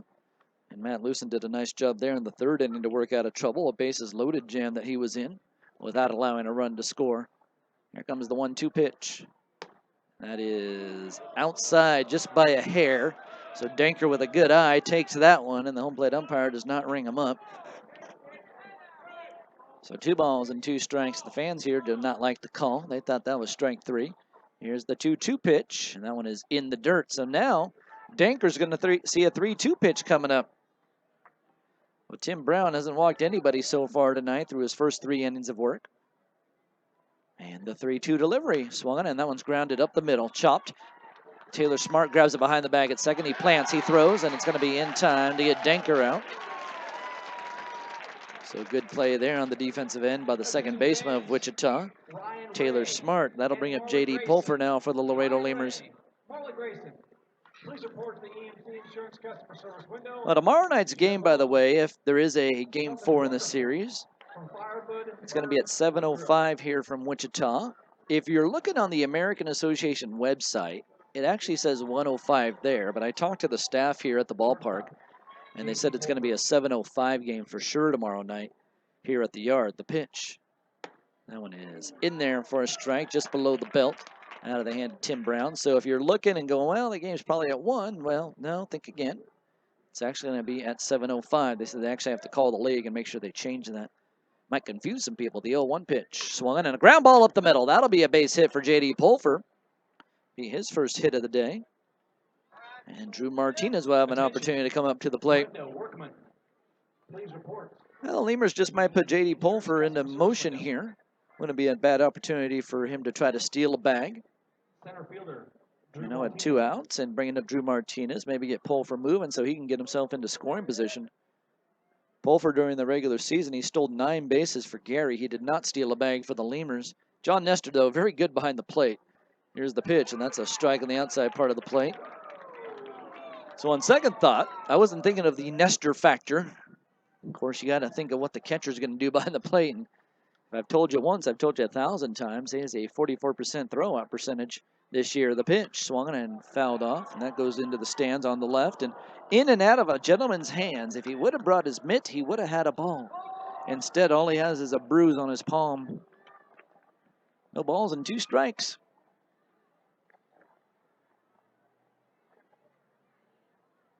So J.D. Pulfer creeps out to his lead from first base.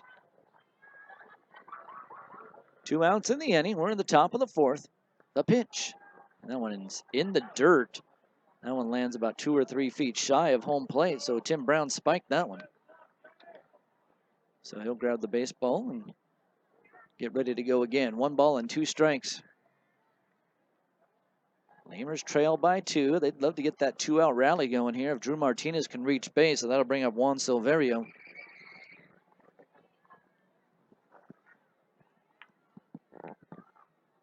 And Brown sets up the belt. He peeks over his shoulder. Now he throws. That one swung on, chopped up to the first baseman. LaRoche grabs it. He gets it over to Brown, and it's not in time. Nicely done there by Martinez to leg it out. That was not going to be an easy play. As soon as I saw the ball go high up in the air over towards the first baseman, you know that one might be trouble, and it turned into trouble for Wichita.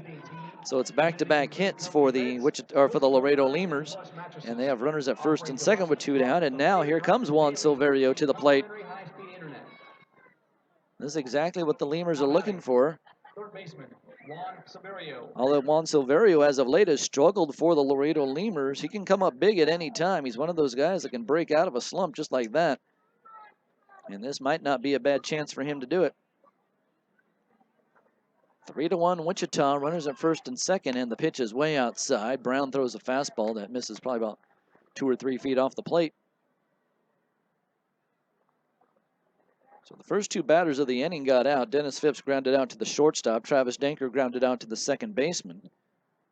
Taylor Smart over there, the second baseman, making a nice play to get Denker out at first base. And the 1-0 swung on and chopped up the third baseline, foul. That's one thing about this ballpark. You see a lot of chop base hits because of that AstroTurf down around the plate.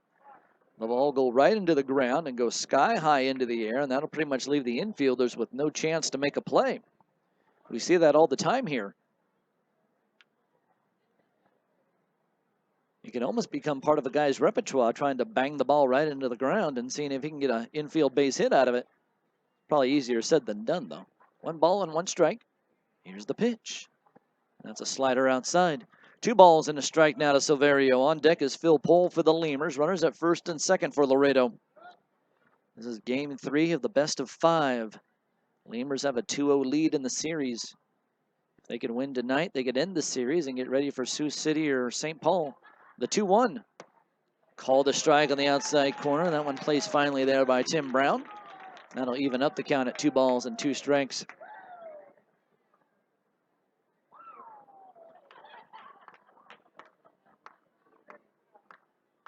Silverio started his professional baseball career at the age of 17. He sees a 2-2 pitch. It misses away.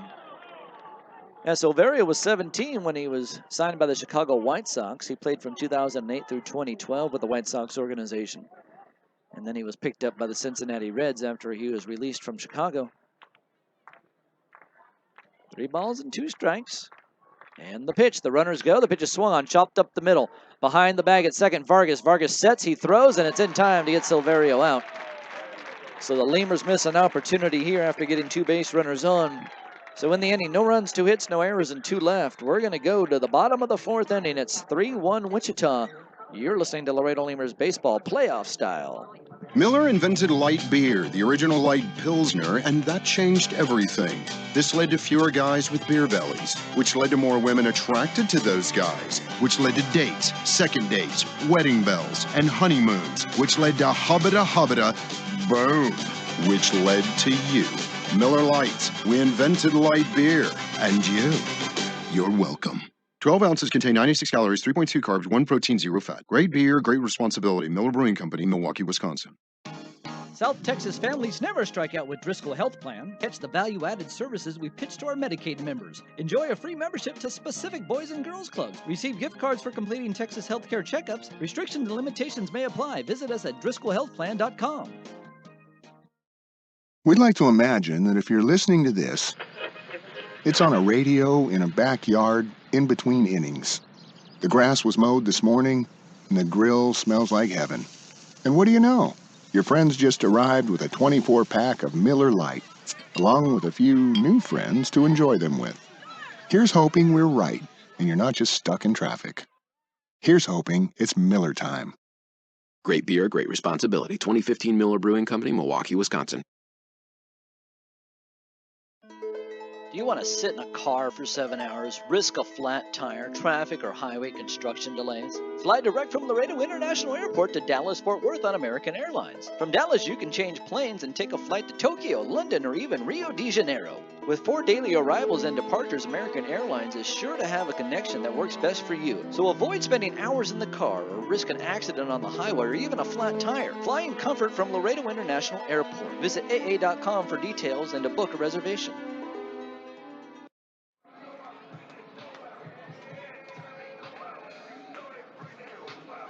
Batting for the Wingnuts, center fielder, Nick Van Stratton. All right, so Nick Van Stratton's going to start things off here for Wichita as we go to the bottom of the 4th inning. Matt Lewson back up there on the hill now for Laredo. Here's the pitch, and a fastball misses a little bit high there. Nick Van Stratton on the day has picked up a hit and an RBI. He's 1 for 2. Fastball misses low and outside here to Van Stratton. Van Stratton wearing number 9 on his back with the Wichita Wingnuts. Trying to remember what number he wore when he was with the Lemurs last year. Here comes the 2-0 pitch. That's a strike right underneath the letters. So that'll make the count 2 balls and 1 strike now to Nick.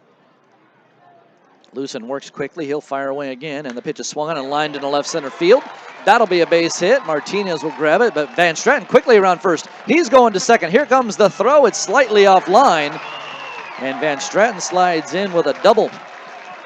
His second hit of the game, and Van Stratton saw where that ball went and saw that Martinez had a ways to go to get to it, and he put on the afterburners right out of the batter's box and was able to leg out the double. So good heads-up play there by the former Lemur Nick Van Stratton, grabbing the double in that situation.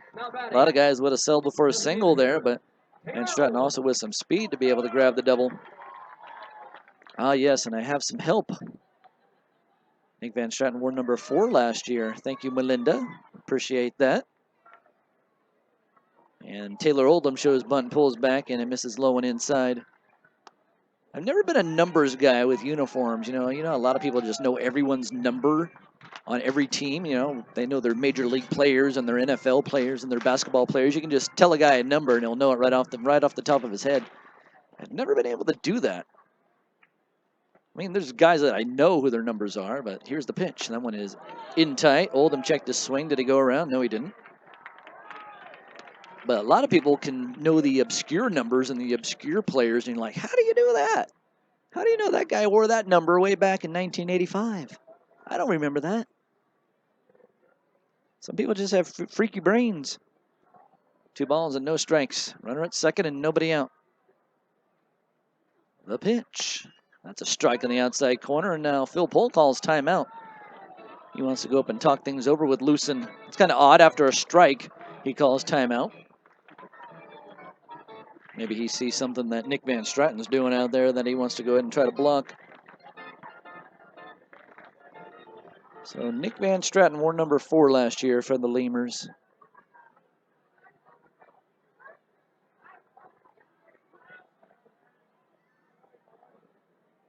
And the 2-1 pitch, bunt shown again there by Oldham. He has to pull back out of the way as Lucen misses high with that one. So now it's going to be a 3-1 count. And I would guess Oldham would try to show bunt again here and maybe even be willing to take a strike. Just because Lucen seems to be throwing wild when Oldham goes into that bunt stance. See if they can get a walk out of it.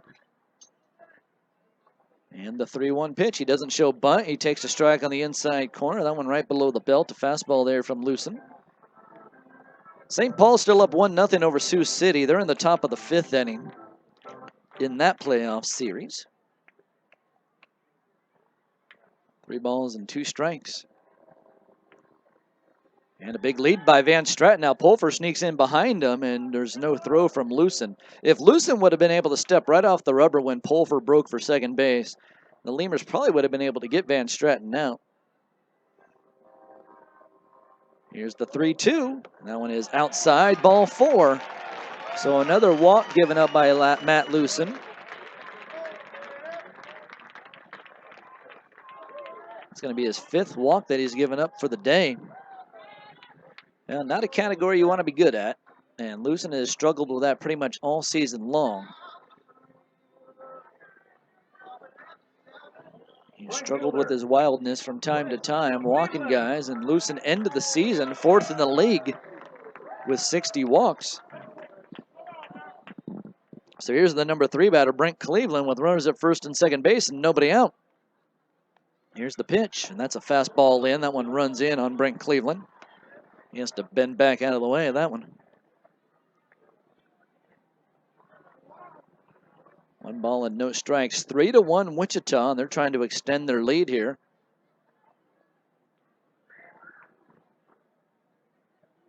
And Lucen, he'll bring his hands together, look back at second base, and deliver a curveball. Misses high. 2 balls and no strikes. Brent Cleveland on the day, he's 0 for 2. A ground out to short and a strikeout looking. That strikeout looking ended the 2nd inning. And it was a finely placed ball there by Matt Lucen right on the outside corner to Brent Cleveland when he got him to strike out looking. Here's the 2-0 pitch. Check swing, and Cleveland goes around. And that's going to make it 2 balls and 1 strike. So Cleveland's still in command. He's got a 2-1 count. So Lucen has to come back into the strike zone, and Cleveland knows this. Lucen does not want to fall behind 3-1 to the former major leaguer, Brent Cleveland. Very good hitter down there in the batter's box.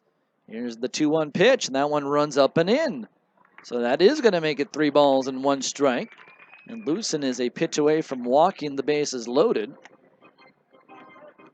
Wingnuts had the bases loaded in the 2nd inning. They had it loaded in the 3rd, and now Lucen, like I said, a pitch away from walking the bases loaded here in the 4th.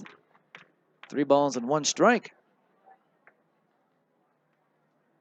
He'll look back at second. He'll deliver, and that one swung on, hit high in the air into left center field. Should be playable for Morrison or Martinez. It's going to be Martinez running underneath it, making the catch. Nick Van Stratton tags. Here comes the throw and a hop, and it is in time to get him out. Van Stratton tags at second, takes a chance to go to third. He slides hard into Silverio.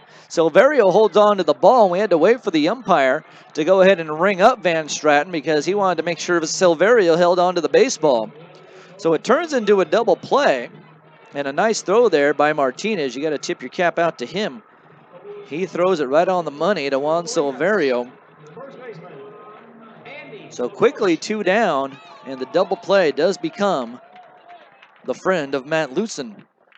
Here's Andy LaRoche now. So still a runner at second base. Still an opportunity for Wichita to strike. 2 outs in the inning, though, so the Lemurs are not away from getting back into the dugout. The pitch. LaRoche swings and pops it up over into foul territory on the left side. Silverio over by the stands. He'll lean in, but it's just out of his range. He leaned into the 2nd row of seats and literally missed it by inches. So no balls and a strike to LaRoche.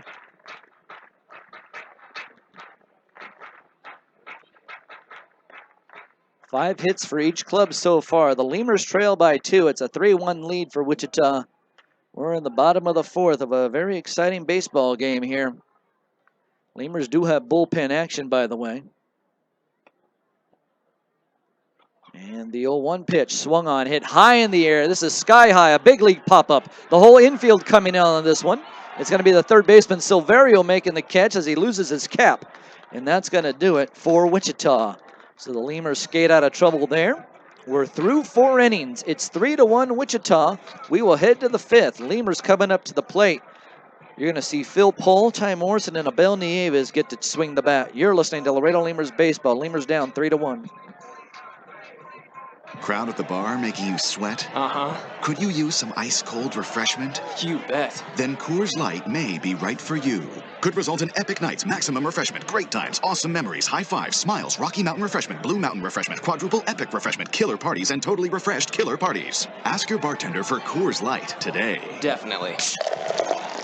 When cold refreshment calls, Coors Light answers. Frost brewed Coors Light, the world's most refreshing beer. Coors Brewing Company, Golden, Colorado. With great beer comes great responsibility. Texas Inflatable Rentals has Laredo's largest water slides. Real proud to say that we serve the greater Laredo area and supply slip sliding fun for kids of all ages. Texas Inflatable Rentals has a huge selection of inflatables for every budget.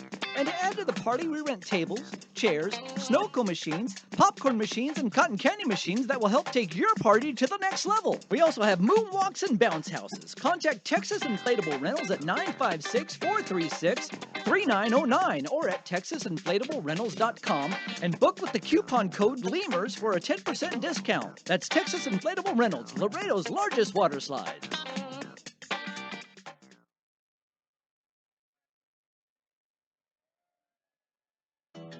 Looking to travel this summer? If the year-round flights to Las Vegas aren't fit for you, take advantage of Allegiant's direct flights from Laredo International Airport to Orlando. For as low as $119 round trip, you and your family can be in Orlando in 2.5 hours. Fly in comfort from your Laredo International Airport. Visit Allegiant.com for details and specials. All right, coming up to the plate for the Laredo Lemurs. I'm going to see Phil Pohl to lead things off now for Laredo. 3-1 Wichita. Tim Brown out there on the hill. He'll fire away, and that pitch is a breaking ball that misses outside.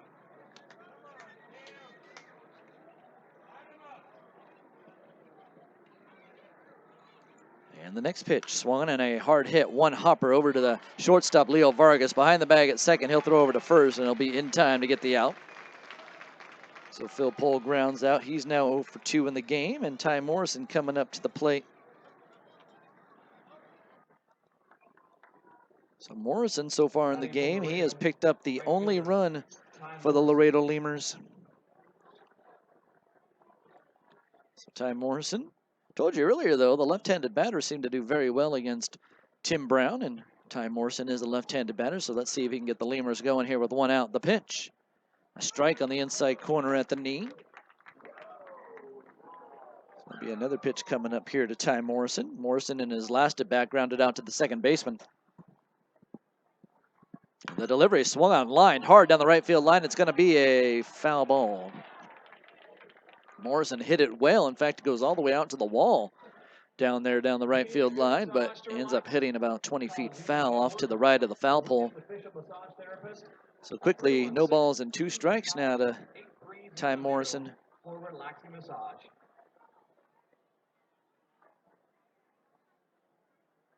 And Tim Brown out of the windup. Here he goes, the pitch. That one's low and outside. So B.J. Hyatt was throwing down in the bullpen for the Laredo Lemurs. He has since sat down.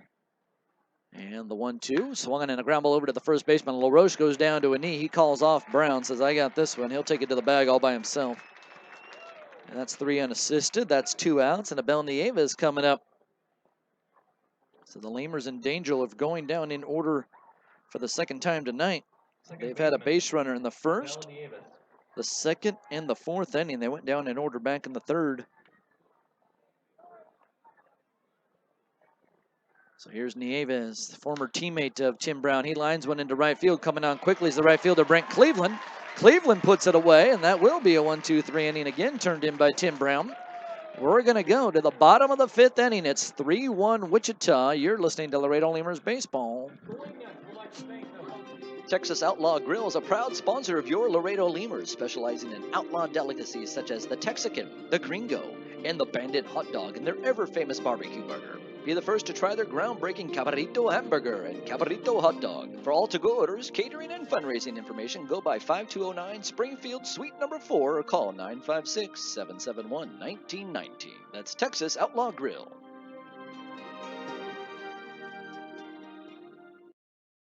Welcome to Whataburger. Today we're cooking the sweet and spicy bacon burger. Wow, it's beautiful. 2 beef patties, American cheese, Monterey Jack cheese, bacon, grilled onions, the sweet and spicy pepper sauce. Sweet in the front and then the spicy in the back. I like it. I like it a lot. So it's like a perfect balance, and then that bacon right there, it adds crunchiness. I'll get back in line and get another one, I'll tell you that much. Sweet spicy bacon burger. Come down to Whataburger. It's only here for a limited time. Driscoll Health Plan loads the bases with value. We knock it out of the park with all the value-added services we bring to our Medicaid members.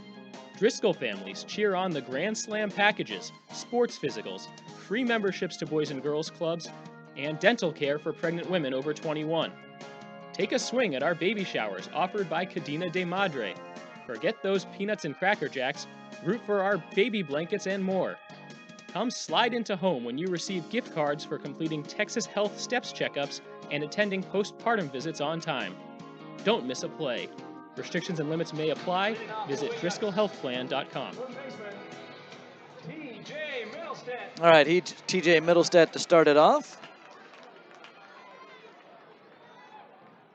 And the pitch from Lucen. Lucen throws a strike on the inside corner. Good pitch there from Matt Lucen, coming out of the box, firing to the batter.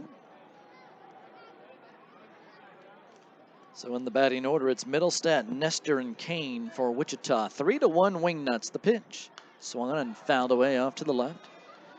Well, Matt Lucen getting his first start here in the playoffs for the Laredo Lemurs. Lucen was drafted by the Cubs back in the 23rd round of the 2010 draft. He was drafted out of the University of Jacksonville, or Jacksonville University. No balls and 2 strikes. Lucen going to step off the back of the rubber. Lucen spent 5 years in the Cubs organization, and he put up a record of 30 wins and 24 losses. He put up a 4.39 ERA there, and he pitched in 105 games through 84 starts. Now Pohl's going to come up and talk things over with Lucen. So just a quick conversation between those two. Lucen made it his highest Double-A ball. He played with the Tennessee Smokies in the Cubs organization. Spent a total of 3 seasons at that level.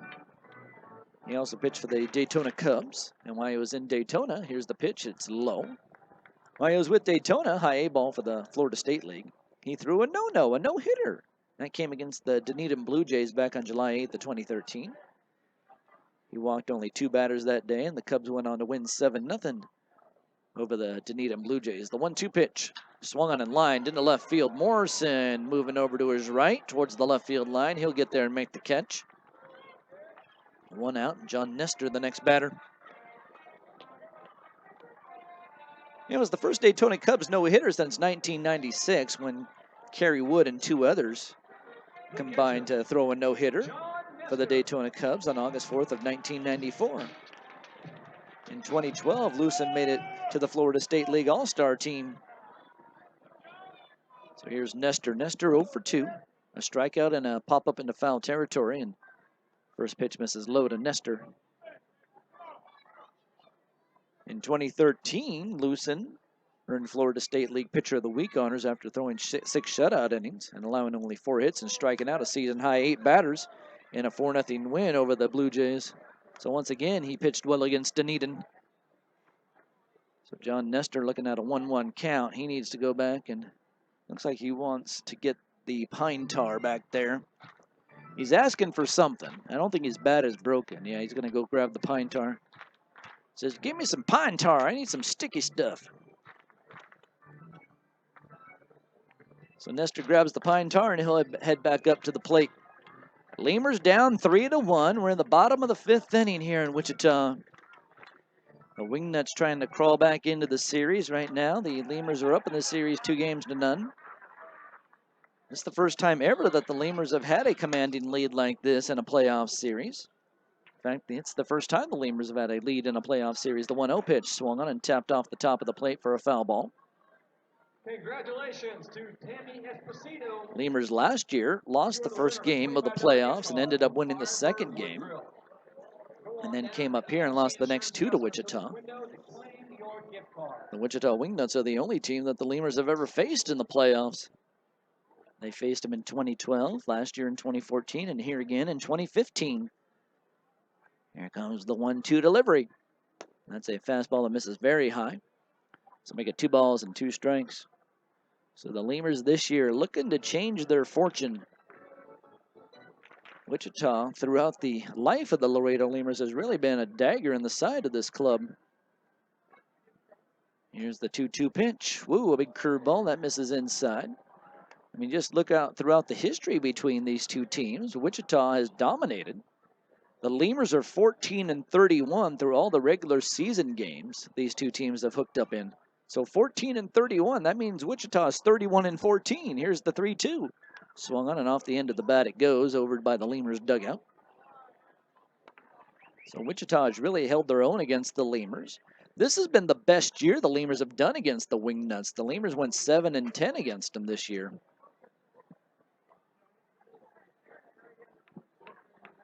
Previous years, it's been pretty dismal against Wichita. The Lemurs didn't win their first series in this ballpark until late last year. Here comes the 3-2. Swung on and a liner foul over to the right. Lemurs came in here earlier this year and didn't fare too badly. When were they here? They're in Wichita, on June 8th. June 8th through the 10th, and the Lemurs took a series here. They won 2 out of 3 games. That was the first series in this ballpark this season. 3 balls and 2 strikes. And the pitch. Curveball swung on and missed. Nestor goes down swinging. That'll be the second out of the inning. Yeah, the Lemurs came up here 3 times this season. So they faced off against the Wingnuts 17 total times. Here's Harrison Kane. Kane has been a thorn in the side today of the Lemurs. A double, an RBI, and a run scored all back in the second, and he singled back in the third inning. So he's seen Matt Lucen well. The pitch. That's a strike on the outside part of the plate. Right, a fastball right at the knees. No balls and 1 strike. Lemurs trail by 2. And Lucen spins and throws again. That's a fastball, misses way outside. So the Lemurs trying to shake off the spell that Wichita has had on them. So far through the playoff series, these two teams have hooked up in. The curveball swung on and hit very foul.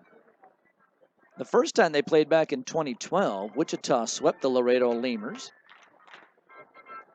Wichita won the first 2 games down in Laredo, and then we came up here and played, and they won that game, so they ended up sweeping Laredo right out of the playoffs in 2012. Then in 2014, like I said, the Lemurs won 1 game. Here comes the 1-2 pitch. Swung on, and that's a foul ball over to the right. So the Lemurs' playoff record coming into this series is 1-6, but now that they've put up 2 wins, they're now 3-6 in playoff games.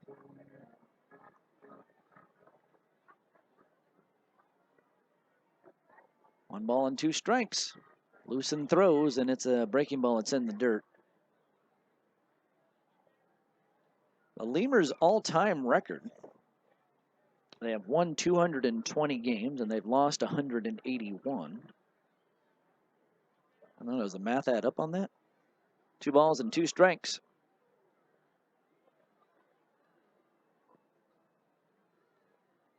And the pitch. Low for a ball. So that's going to run the count full to Harrison Kane. 3 balls and 2 strikes. 2 outs in the inning. Matt Lucen trying to have his second 1-2-3 inning. He retired the side in order back in the first inning. Here's the 3-2. Curveball swung on and missed. Kane goes flailing at it. And that's going to be strike 3. We're through 5 innings here from Lawrence Dumont Stadium in Wichita, Kansas. The Lemurs trail 3-1. You're listening to Laredo Lemurs Baseball. For all of your vehicle collision repair and paint needs, there's only one place to turn, Mike's Paint Place. Mike's Paint Place has computerized color matching and digital imaging. They also do full frame and suspension repairs. Stop by and see Mike's Paint Place today at 6410 Polaris Drive in Laredo. Uni-Trade continues to provide solutions in foreign trade through a highly satisfactory customs brokerage service. Uni-Trade has quality trained personnel devoted to the highest level of customer service. For all your transportation, distribution, and consolidation needs, it's Uni-Trade. Chavarrias Plumbing's the #1 choice for any plumbing problem. Chavarrias is a full-service company with up-to-date technology trained professionals. With over 30 years of service to the community, Chavarrias is still growing strong. Visit chavarriasplumbing.com and go Lemurs! Breakfast speaks for itself here at Whataburger. It's going to be hot, it's going to be fresh. It's almost like when you were a kid and you wake up in the morning, you can smell mom cooking breakfast. I like their hash browns. My favorite's the honey butter chicken biscuit. I like the taquitos. We have some fresh cracked eggs here. I like these pancakes because they're fluffy. I really like the fact that you can get into Whataburger real fast and bring it on the go. We're cooking breakfast for you at Whataburger.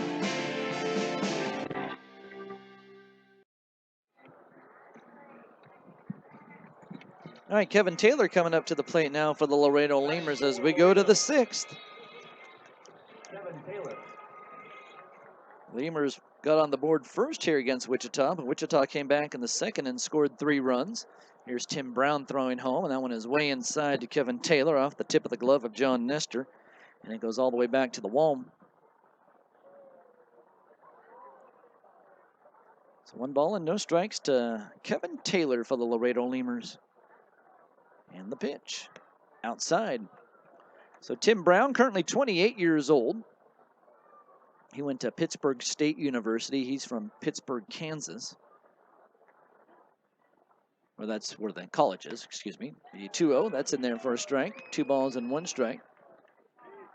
Tim Brown has only played independent baseball. Actually, he spent a short amount of time in affiliated ball, just a little bit. 7 games. The 2-1 pitch. Swung on a ground ball over to the second baseman. Taylor Smart's there. He'll look at the baseball, throw it over to first base, and Kevin Taylor's retired. Dennis Phipps now the batter for Laredo. This will be Dennis's 3rd at bat coming up. And Tim Brown started off with the Lincoln Salt Dogs all the way back in 2009. Played there in 2010 as well, and then saw a short amount of time with the Philadelphia Phillies organization with their Gulf Coast team.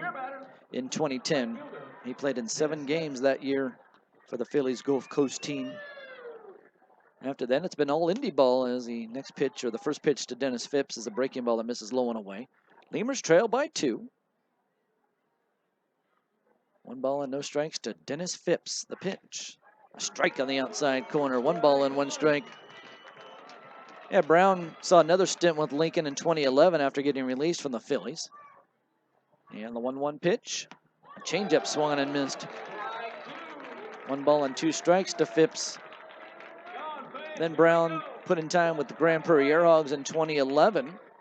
And in 2012 moved over to the Frontier League. Played there for 2 years. 1 ball and 2 strikes. And now Phipps is going to call timeout.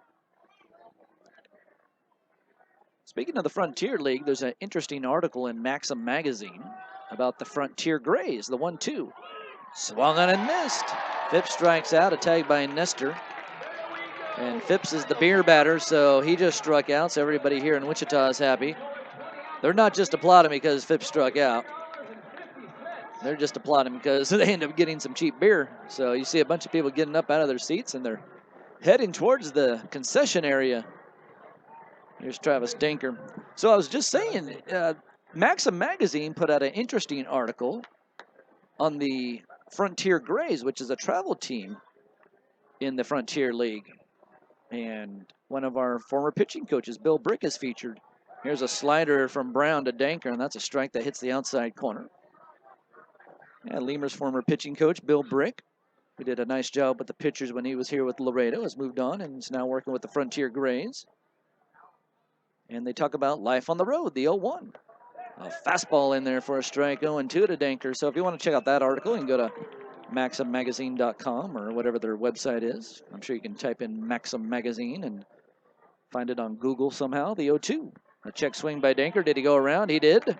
That'll be strike 3. So you could read that article. There's also a video that goes along with it. You could watch the video, and it shows you a little bit about life in independent minor league baseball for a traveling team. Well, that's going to do it for the Lemurs. They go down in order for the second straight time. We're through 5.5. Lemurs trail 3-1. You're listening to Laredo Lemurs Baseball. Tokyo Garden of Laredo is located at 2515 East Del Mar Boulevard, and they serve the best sushi in town. Stop by Tokyo Garden for a quick lunch or a fancy dinner. Either way, you're going to enjoy our fine cuisine. Did you just get off work? Then come on by and check out our happy hour specials. Tokyo Garden, where you'll find the best sushi in Laredo. Falcon Bank and the Laredo Lemurs are a winning combination. At Falcon, they know what counts. Personalized service, attention to detail, and genuine commitment to helping customers achieve their dreams. Falcon Bank, guided by faith, grounded by family, and committed to you. Need a little spark in your life? Then come on out to Uni-Trade Stadium for Friday night fireworks. Tickets start as low as $5, and you'll get to see great baseball and great fireworks all in one night. To get tickets, call 956-7-LEMURS or go online at LaredoLemurs.com. I'll see you at the ballpark. Core Business Solutions is a proud sponsor of Lemurs Baseball. Core Business Solutions services the 17 southernmost counties of Texas, as well as areas of northern Mexico. They offer a wide range of high-tech solutions for businesses and organizations. Make Core Business Solutions your solution today. Miller invented light beer, the original light Pilsner, and that changed everything. This led to people wondering L-I-T-E, that's how you spell light, which led to people thumbing through their dictionaries, which led to there's got to be a better way to look up words, which led to the invention of spell check, which led to better resumes, promotions, celebrations, and happy hour. Miller Lite, we invented light beer and happy hour. You're welcome. 12 ounces contain 96 calories, 3.2 carbs, 1 protein, 0 fat. Great beer, great responsibility. Miller Brewing Company, Milwaukee, Wisconsin. Leo Vargas is going to be the leadoff man for Wichita here this half inning. It'll be Vargas, Smart, and Van Stratton. Now the bullpen is quieted down for the Laredo Lemurs, so let's see if Matt Lucen can get through the 6th inning. After that, I would think manager Pete Incaviglia will go to the bullpen for the 7th, 8th, and 9th, but we'll have to wait for that decision to be made. 1 ball and no strikes to Leo Vargas. Vargas was hit by a pitch back in the 2nd, and then he walked in the 3rd inning. The 1-0. That one is on the inside corner for a strike to Vargas. Even up the count at 1 ball and 1 strike. 3 runs for Wichita back in the 2nd, a solo run for the Lemurs back in the 1st, and that's where we sit right now, a 3-1 game. Here's the pitch. Swung and a fly ball hit into right field. Dennis Phipps has a beat on this one. He's hopping around on his toes. Now he'll move in and make the catch. 1 down, and Taylor Smart, the batter. Taylor Smart on the day flew out to center field and then reached on a fielder's choice back in the 3rd inning.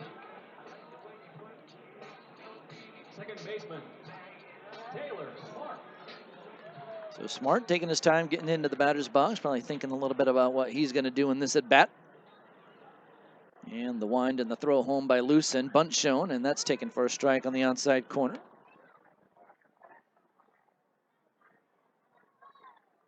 Matt Lucen up there on the hill for the Lemurs. I told you he spent some time in the Cubbies organization. He made a bunch of different stops there. Here's the 0-1. That one misses low and outside. Lucen started off back in 2010 with the Cubs Arizona League affiliate. Then in that same year, moved up and played for the Boise Hawks with the Cubbies. Here comes the 1-1 pitch. Curveball misses inside. In 2011, Lucen made 3 different stops. Played in the Midwest League with the Peoria Chiefs. Then saw time with the Daytona Cubs and then the Tennessee Smokies that year. Here's the 2-1 delivery. Fastball, that pegs the outside corner. Good pitch there. 2 balls and 2 strikes. In 2012, Lucen just saw 1 stop. It was with the Daytona Cubs. He posted a record of 11 wins and 5 losses that year, a 4.07 ERA. So 2 balls and 2 strikes. And the pitch. Breaking ball misses high. That's going to run the count full. In 2013, 3 stops for Matt Lucen, Daytona, Tennessee, and he also pitched in the Arizona Fall League that year. Played for the Mesa Solar Sox. The 3-2 fastball swung on and fouled off the end of the bat and over by the Lemurs dugout. Yeah, not a lot of guys get to go and play in the Arizona Fall League. Matt Lucen was able to do it back in 2013. He pitched in 8 games that season, made 1 start in the Arizona Fall League.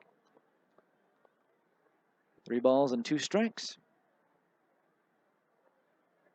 Lewson shakes off once to Phil Pohl. Now here comes the pitch on the 3-2. A breaking ball low and outside. Curveball that kind of got away there from Matty Lewson.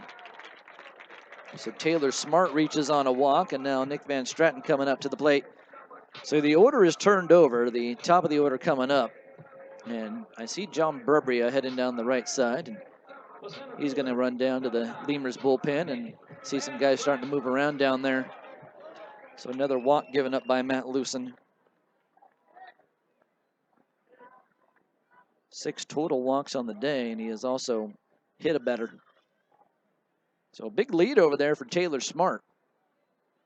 Looks like he's ready to run. Lewson will throw home. The runner does not go. The pitch is called a strike to Nick Van Straten. Van Straten with 2 hits today, and he could have had a third one, but he lined out to Ty Morrison out there in left field in the first inning. So Van Straten with a single back in the second inning. He drove in a run there. He picked up a double in the fourth with some aggressiveness. The 0-1, the runner does go. The curveball is hit. It hits Nick Van Straten on the elbow. Van Straten leaned his elbow out there that time. Really wasn't much of an effort for Van Straten to get out of the way. In fact, it seemed like he put his elbow out there on purpose. But the umpires never call that, so why not do it, right? In fact, we saw one of the Lemurs get away with it back in I believe it was the second game of the series back home at Uni-Trade Stadium. Here comes Mike Meyer out of the dugout for the Lemurs. He's going to go talk things over with Matt Lewson. And Phil Pohl's going to be up there as well. Travis Danker standing on the edge of the pitcher's mound. He's on the outside looking in right now. Travis Danker, the outsider.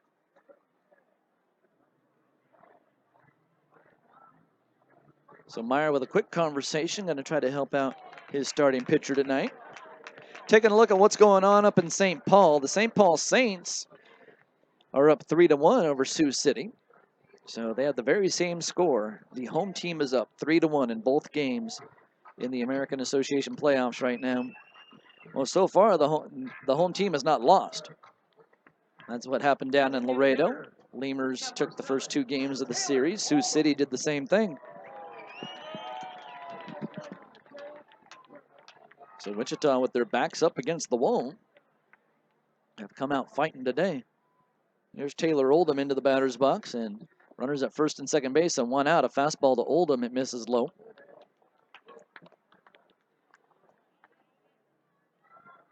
Taylor Oldham has a couple of walks under his belt today. He's also struck out looking. That strikeout looking came back in the first inning. The 1-0 delivery, and that's a strike right down the middle, right at the belt. B.J. Hyatt starting to throw again for the Laredo Lemurs. And Hyatt has just launched one into right field. He spiked the ball past the catcher. And the runners are moving. The pitch is low, and Phil Pohl does not throw the ball anywhere. He comes out of his crouch. I don't think he got a good handle on that one, so he holds on to it.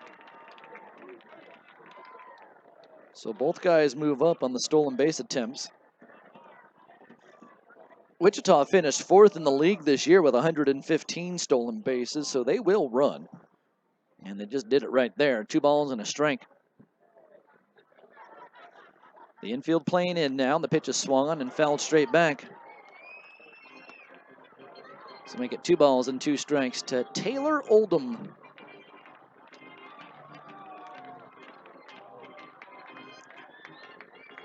Playing the organ music here.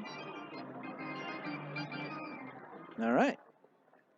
It's always fun when they bring in the organ. By the way, it's not a real organ, it's fake. And the 2-2 pitch. Curveball swung on, and Oldham hits the very top of it, pounds it down into the ground, and that'll be a foul ball. Oldham was named the 2014 Wingnuts Unsung Hero after filling in at many positions last year on their way to the American Association title. Last year, Oldham ended up hitting .285 with 3 home runs and 25 RBIs for this club. The 2-2 pitch, here it is. Swung on and missed. Strike 3 to Oldham. So that's going to make the second out of the inning with runners at second and third, and that was a big out there by Matt Lewson, and here comes manager Pete Incaviglia.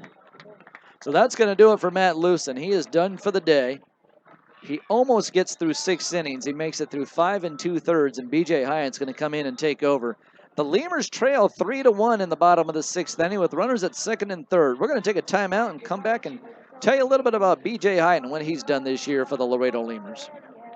Pro Mega Signs of Laredo is there for all of your printing and signage needs. We can be found at 1615 Jackman Road in Laredo, or you can reach us by phone at 956-723-2110. Again, that's 956-723-2110. If you need a sign, big or small, come to Pro Mega Signs of Laredo, where your print job is just around the corner.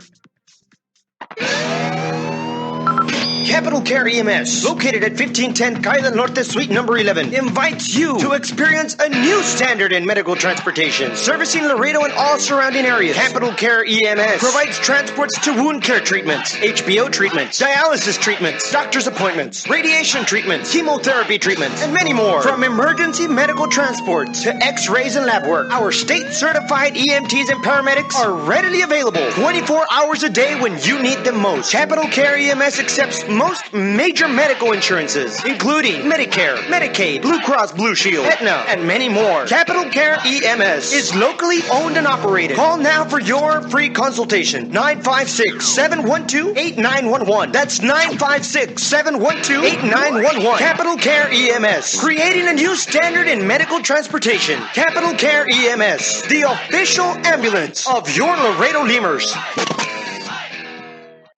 We all know we can accomplish more when we're ready. That's why I've chosen Texas A&M International University. I want a 4-year degree and the opportunities that it brings. TAMU has welcomed me and more than 7,000 students from around the world. TAMU empowers me to greatness, ignites my mind, and propels me to my future and my impact. Imagine the possibilities when you're powered by TAMU. Register now for summer and fall. Visit tamu.edu and get powered. Hey, ¿tienes algo que celebrar? ¿Que le salió el primer diente a tu hijo? ¿Que tu abuelita aprendió a tuitear? ¿Que cambiaste tu cheque? La respuesta es la misma. Pues un carnesazo. No importa lo que estés celebrando, lo que importa es que lo celebres. Pues con un carnesazo de H-E-B. En H-E-B encuentras gran variedad de cortes a precios bajos y de buena calidad. Carnesazo. Carne asada con ganas, solo en H-E-B. All right, Brett Cleveland going to start things off. B.J. Hyatt up there on the hill for the for the Wichita Wingnuts. It's 3-1 Wichita with runners at 2nd and 3rd. And here's Hyatt coming to a set. He'll throw, and that's a fastball swung and a miss by Cleveland. Cleveland so far in the game, he's 0 for 3. So the Lemurs have been able to hold down him. Hyatt starts the night. Through the regular season, he went 4-1 with a 2.49 earned run average. He pitched in 41 games for the Laredo Lemurs, and this is his first time pitching in the playoff series here against Wichita. Here's the 0-1 pitch, and it's a fastball low and outside. Hyatt last pitched on September 7th, so it's been a few days off for him. He pitched against the Sioux City Explorers that day. Pitched an inning, did not allow a run, struck out 2, and faced a total of 3 batters, so he retired the side in order for Sioux City. Lemurs went on to win that game 2-1 over the Explorers. Lemurs took 2 out of 3 over Sioux City in that series. That was the last series of the season. Here comes the 1-1 pitch. That one is a fastball that misses inside. That was the first time in the Lemurs' history that they've actually finished off a season at home. Every year they have finished off on the road. And it was nice that the Lemurs had a couple of days off, or actually, yeah, they had 1 day off. They had Tuesday off, and then went back to work on Wednesday against the Wichita Wingnuts in the first game of the playoffs. It felt like a couple of days, though. Here's the 2-1 pitch. Swung on, and a ball lifted into center field. Martinez has this one under control. He'll make the catch, and that'll be the 3rd and final out here in the 6th inning. We're through 6. It's 3-1 Wichita. We'll head to the 7th. The Lemurs need to get the bats going against Tim Brown. You're listening to Laredo Lemurs Baseball. Before your Memorial Day party gets going, drive over to Ashley Furniture Home Store this week for our best Memorial Day sale ever. Get dramatic price reduction store-wide or no interest until January 2021. Choose from sofas and sectionals, all at unbelievably low prices. Plus find savings on beds and amazing deals on dining rooms. It's our best Memorial Day sale ever, so don't wait. Hurry over to Ashley Furniture Home Store right now. Ashley Furniture Home Store. This is home. 4520 San Bernardo Avenue, Laredo, Texas, 9 956-712-2401. Subject to credit approval. Minimum monthly payments required. See store for details. Todos sabemos que podemos lograr más cuando estamos listos. Por eso, decidí matricularme en Texas A&M International University.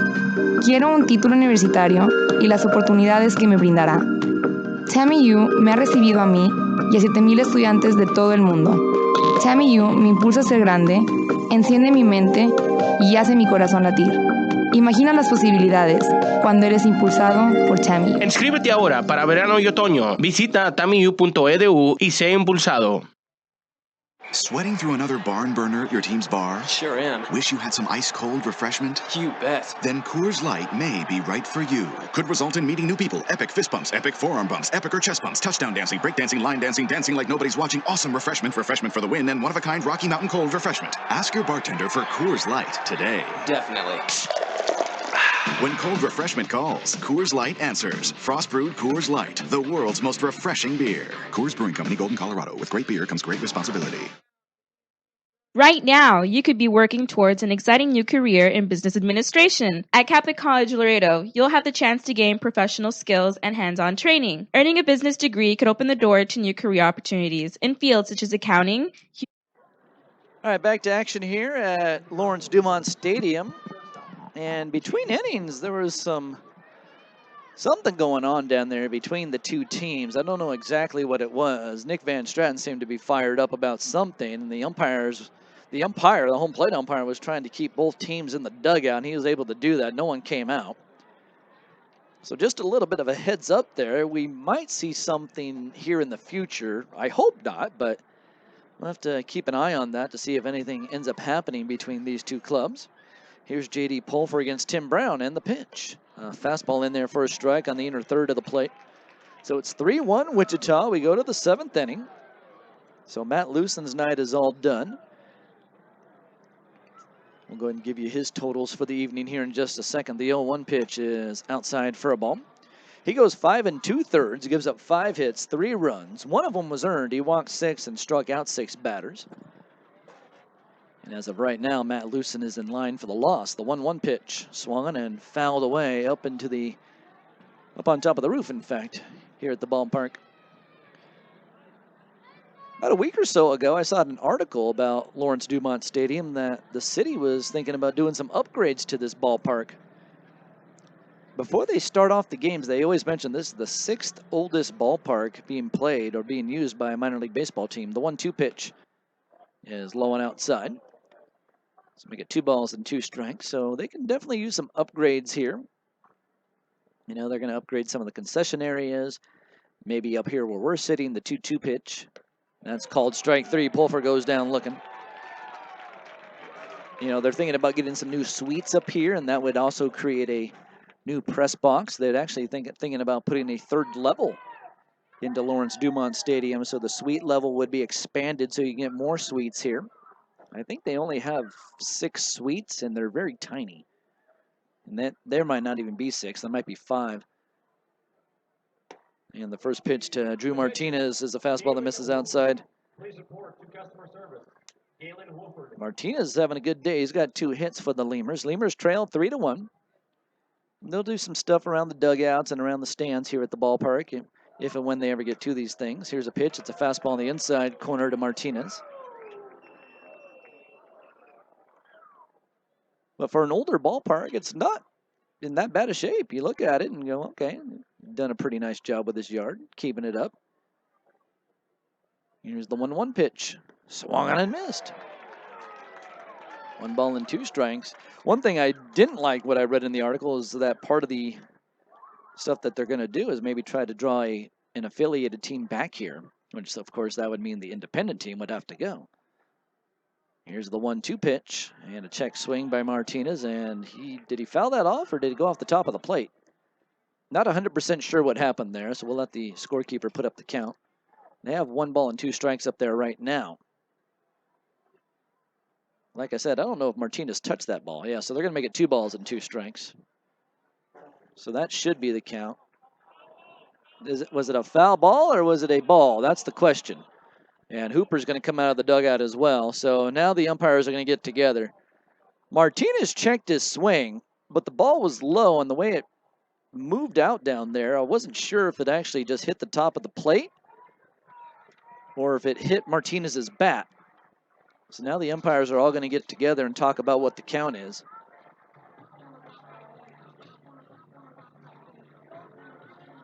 If it's a check swing and he tipped the ball, then it's going to stay at 1 ball and 2 strikes.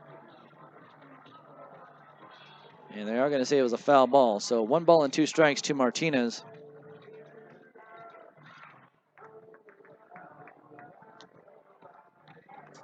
Now that was a weird event there.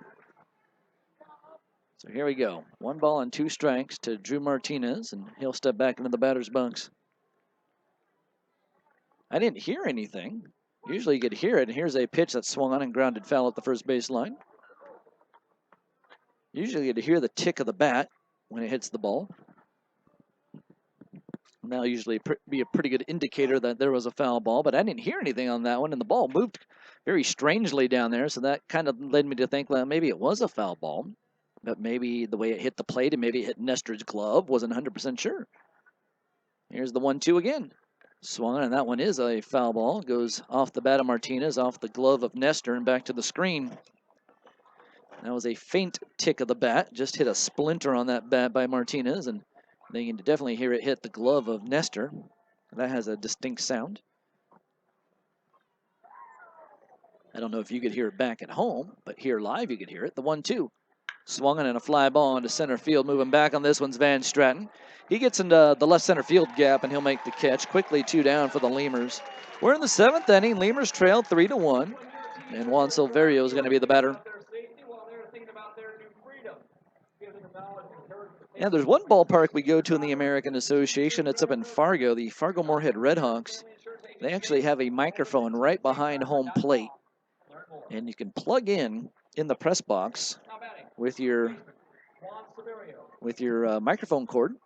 Here's the pitch to Silverio. He swings through a changeup, and you can hear the sound very clearly on the field because that microphone is right behind home plate. So I'm able to plug in. The home broadcaster is able to plug in, and you can hear everything down there. You can hear the guys talking, and the 0-1 pitch swung and chopped over to the third baseman. Middlestat has it. He'll fire over to first base. It's a little bit low, but LaRoche picks it out. And the Lemurs have gone down in order for the 3rd straight time. There's been 10 retired in a row by Tim Brown. So the Lemurs definitely need to get their offense going here if they plan on getting back into this ball game. Lemurs trail 3-1. We'll head to the bottom of the 7th inning. You're listening to Laredo Lemurs Baseball. Right now, you could be working towards an exciting new career in business administration. At Catholic College Laredo, you'll have the chance to gain professional skills and hands-on training. Earning a business degree could open the door to new career opportunities in fields such as accounting, human resources, banking, and marketing. Start on the path to your new career at Kaplan College. Call 800-617-0800. Right now, you could be working towards an exciting new career in business administration. At Kaplan College Laredo, you'll have the chance to gain professional skills and hands-on training. Earning a business degree could open the door to new career opportunities in fields such as accounting, human resources, banking, and marketing. Start on the path to your new career at Kaplan College. Call 800-617-0800. Kaplan College does not guarantee employment or career advancement. Information about programs at www.kaplancollege.com/consumer-info. Today at Whataburger, we're cooking the Honey Mustard Whata Chicken Club. The chicken is hot and fresh. It's got melted Monterey Jack cheese topped with lettuce, tomato, bacon, and then the honey mustard adds a nice sweet flavor to it. All the flavors come together just perfect. I mean, not only do I want to eat it, but I keep wanting to look at it. The crunchiness of the bacon adds a really nice texture. Honey mustard and chicken just go together. You know, sweet and savory, it's a perfect mix. Try the new Honey Mustard Whata Chicken Club. Only at Whataburger for a limited time. 3, 2, 1. Number 1. That's Laredo's #1 Chevy dealer. Family Chevrolet turns the best day ever into the best month ever. 15% off. Not good enough, but 25% off. Now that makes it the best month ever. With over 600 vehicles available, makes it the best pricing ever. 2015 Equinox, 2015 Traverse. Not 15, but 25% off. And the best financing rates for the best month ever. 1.9 interest. Family Chevrolet of Laredo.com. Come see why the deals are always better at Family Chevrolet.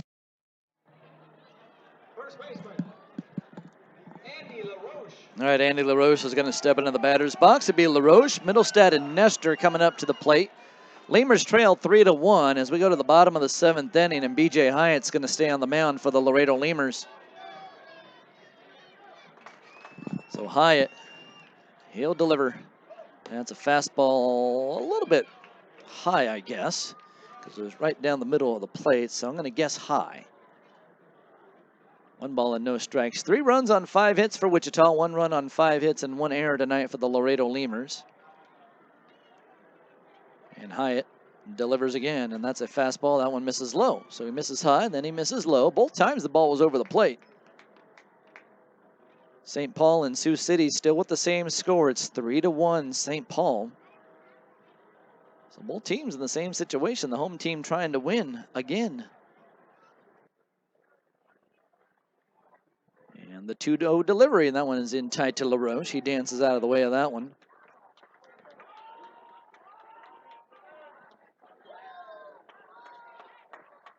Three balls and no strikes, so no Hyatt has to bear down and try to get back into the strike zone here and work backwards against Andy LaRoche. LaRoche with a big advantage right now.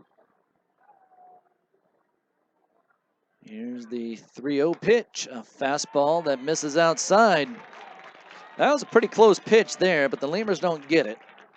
So LaRoche walks. That's the 7th walk given up tonight by Lemurs pitchers. 6 by the starter Matt Lewson, and now Andy LaRoche walks, or excuse me, B.J. Hyatt walks a batter. And here's T.J. Middlestat coming up to the plate. Middlestat walked and scored a run back in the 2nd. He reached on a fielder's choice in the 3rd inning, and then he flew out to left field in the 5th. Lemurs trail by 2, bottom of the 7th inning. And the pitch, a fastball that cuts the outside corner. That's good for a strike. Middlestat looking down to the third base coach and also the manager, Kevin Hooper. Hooper goes through his signs and relays them over to T.J. Middlestat. Andy LaRoche not a big threat to run. And he's going, though. And that pitch is in the dirt, and it gets by Phil Pohl. That's going to allow LaRoche to take off and go to third base. He'll get in there safely. So moving the runner pays off.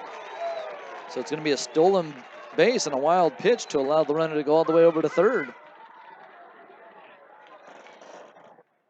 So a so-so situation has just turned very big for the Wichita Wingnuts with a runner at third base and nobody out. Now the infield again is going to play in for the Laredo Lemurs, and this just changes everything. The Lemurs could have got a ground ball double play opportunity, but that opportunity is now gone. Now a sacrifice fly brings home the runner, and anything hit on the ground has a very good likelihood of getting through. The 1-1 pitch misses outside. You know, anytime you bring the infield in, you're basically just saying hit the ball hard, and sometimes it gets through. Sometimes it doesn't. But it gives the batter a lot more opportunity, that's for sure. The 2-1 pitch, low and away. The Lemurs in this situation have to do it. They have to try to cut off that run coming home. The Lemurs have struggled against Tim Brown. Lemurs got 1 run off him back in the 1st inning, but Tim Brown has shut down the Lemurs ever since. Lemurs have never fared well against Tim Brown. The 3-1 delivery swung on and popped up over to the left side, and that'll get out of play. Through the two teams' history, Tim Brown has only lost 1 game to the Lemurs. And that goes through 2014 and 2015. So over a 2-year span.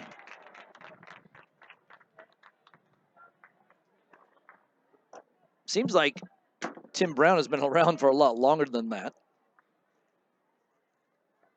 Here's the 3-2 pitch. Swung and a fly ball hit into shallow center field. Martinez coming in. So is Morrison. The ball's going to fall and take a wild hop there on Morrison and heading over to second base is Middlestat. He's going to slide in there head first. Well, the ball started going off in the center field, then it veered over towards left, and Morrison had to charge in and come and get it. So the ball falls to the ground. It ends up being a double for Middlestat. He drives in LaRoche from third base, and it's now a 4-1 lead for Wichita. And manager Pete Incavilla is coming out. He's going to bring in a new pitcher for the Lemurs. So B.J. Hyatt's night is done. He faces 3 batters and gives up a run in there. And we're going to see Ryan Beckman coming into the ball game now for Laredo. It's 4-1 Wichita. We'll take a timeout, come back and tell you about Ryan Beckman. Miller invented light beer, the original light Pilsner, and that changed everything. This led to fewer guys with beer bellies, which led to more women attracted to those guys, which led to dates, second dates, wedding bells, and honeymoons, which led to hubbada, boom, which led to you. Miller Lite, we invented light beer, and you're welcome. 12 ounces contain 96 calories, 3.2 carbs, 1 protein, 0 fat. Great beer, great responsibility. Miller Brewing Company, Milwaukee, Wisconsin. South Texas families never strike out with Driscoll Health Plan. Catch the value-added services we pitch to our Medicaid members. Enjoy a free membership to specific boys and girls clubs. Receive gift cards for completing Texas healthcare checkups. Restrictions and limitations may apply. Visit us at DriscollHealthPlan.com. We'd like to imagine that if you're listening to this, it's on a radio in a backyard in between innings. The grass was mowed this morning, and the grill smells like heaven. And what do you know?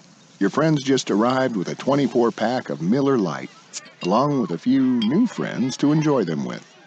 Here's hoping we're right, and you're not just stuck in traffic. Here's hoping it's Miller time. Great beer, great responsibility. 2015 Miller Brewing Company, Milwaukee, Wisconsin.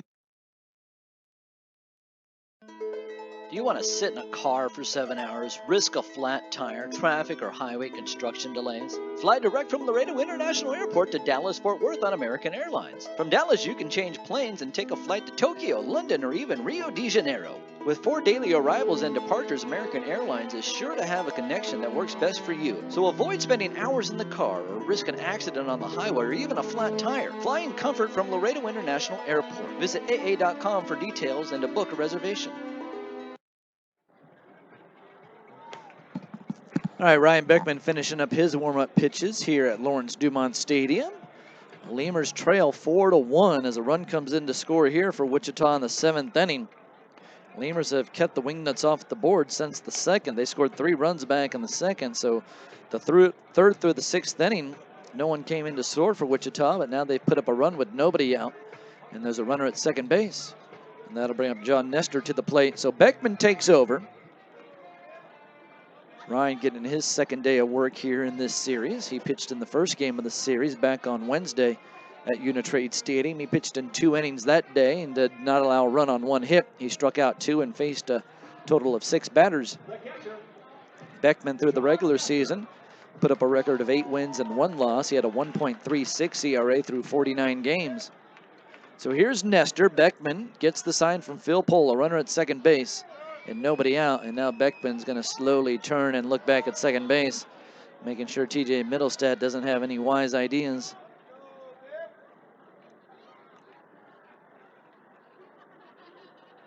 So Beckman again gets the sign from Phil Pohl.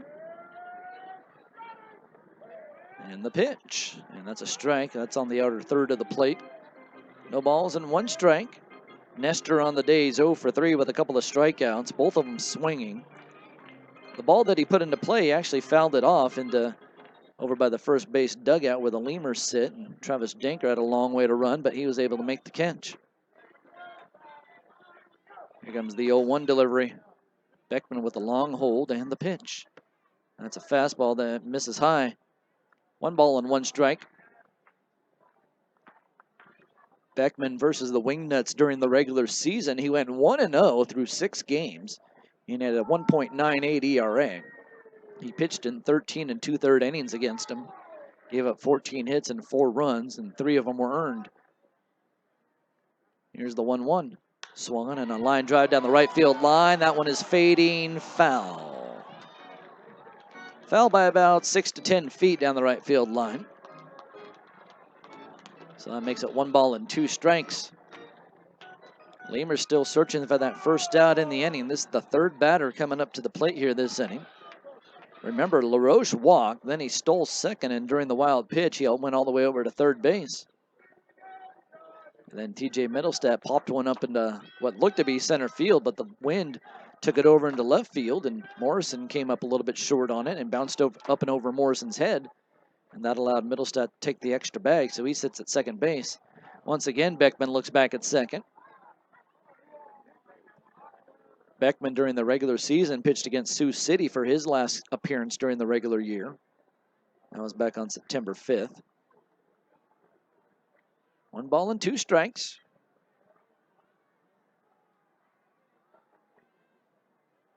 And the pitch. Swung on and missed. A slider there, and Nestor pounds his bat into the ground. Not happy that he just struck out, and that's the 3rd time he has struck out today. And that'll bring up Harrison Kane. Kane with 2 hits on the day. He has had some success here. It came against Matt Lewson.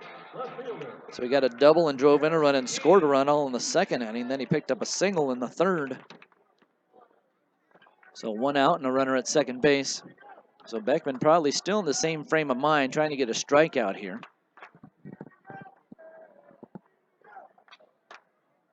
And the pitch from Beckman is swung, and that hits off the plate and comes up and hits Harrison Kane in the thigh. So a foul ball at the plate. For Ryan Beckman, he was drafted in the 18th round back in 2009 by the Pittsburgh Pirates. He was drafted out of Grayson County College. That's in Denison, Texas. He spent 6 seasons in the Pirates organization. No balls and a strike to Kane. Here's the pitch, and it fades inside for a ball. While with the Pirates, Beckman made stops with State College, the State College Spikes. He also pitched for the West Virginia Power, the Bradenton Marauders, and the Altoona Curve. And he spent some time in the Australian Baseball League back in 2011, played for the Adelaide Bite. The Bite. Here's the 1-1. Swung on and missed. 1 ball and 2 strikes. I have often thought about trying to broadcast in the Australian Baseball League. I think that'd be a thrill, going down there and being able to broadcast some of their games. They do have broadcasters. I don't know if every team has one, but they do have them. Unfortunately, they don't pay a whole lot, and if you haven't heard, Australia is not cheap. The 1-2 pitch, a fastball inside. 2 balls and 2 strikes. Not that I'm asking for a gold mine or anything, but it'd be nice to be able to live. A 2-2 count. They actually play a lot of their games. Was it polo fields out there? Not polo fields. Lacrosse fields? No, not lacrosse. What's that game they play? Oh, yeah, rugby. There it is. The 2-2 delivery, low and outside. Or is it Australian rules football? Do they actually call it rugby in Australia? Australian rules football. Yeah, they play a lot of their baseball games in those stadiums. And they have teams in Adelaide. They have a team in Melbourne and Sydney. Where else? Oh, yeah, Perth, Australia. So it's all over the country. And they are all run by Major League Baseball. It's a Major League Baseball program. Here's the 3-2. Swung and a ground ball over to the right side. Dinker backhands. Beckman running over to first base. He's racing over there. Does he beat Kane? Yes, he does. Lemurs get the out. Kane slides in head first, but Beckman's foot gets there in time. TJ Middlestat moves up to third base on the play. So Harrison Kane is out on the 3-1 put out. He made it close over there at first base, sliding in head first. So the Lemurs get the call, and there's 2 down.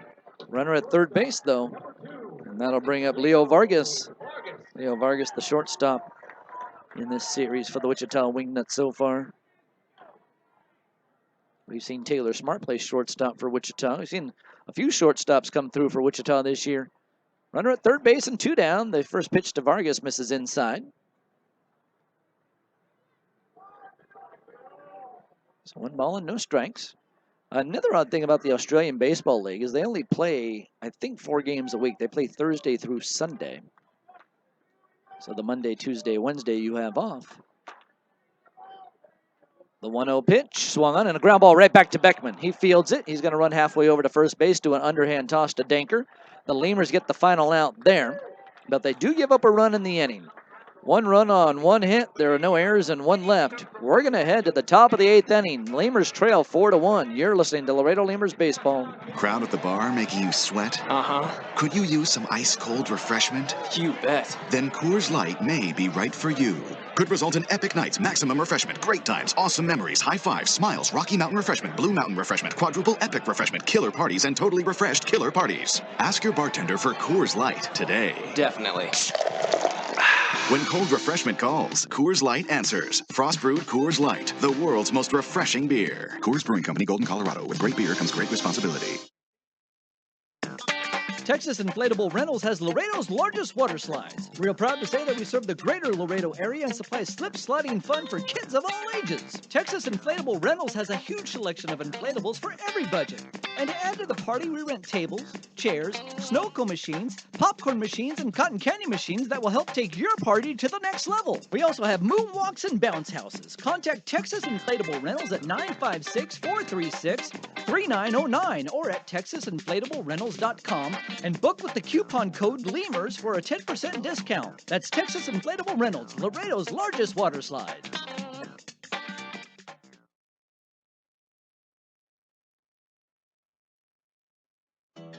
Looking to travel this summer? If the year-round flights to Las Vegas aren't fit for you, take advantage of Allegiant's direct flights from Laredo International Airport to Orlando. For as low as $119 round trip, you and your family can be in Orlando in 2.5 hours. Fly in comfort from your Laredo International Airport. Visit Allegiant.com for details and specials.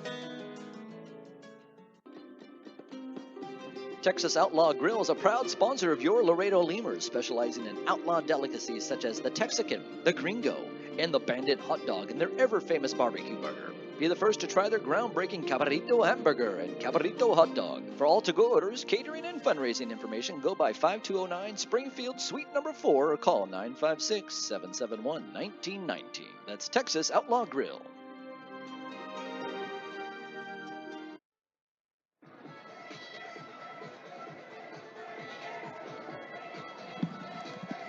All right, so the Lemurs coming up to the plate. It's going to be Phil Pohl leading things off for Laredo. The Lemurs trail 4-1, but a change of pitcher here for the Wichita Wingnuts. I find this kind of curious because Tim Brown was just rolling through the Laredo Lemurs. He had retired 10 straight Lemur batters. But they go ahead and make a pitching change, and coming in to pitch now is Derek Idle for Wichita. He'll throw. It's a fastball that misses low and outside to Phil Pohl. So really the biggest Lemurs nemesis from Wichita is out of the ball game, so that can help out the Lemurs. The 1-0 pitch, a fastball right down the middle.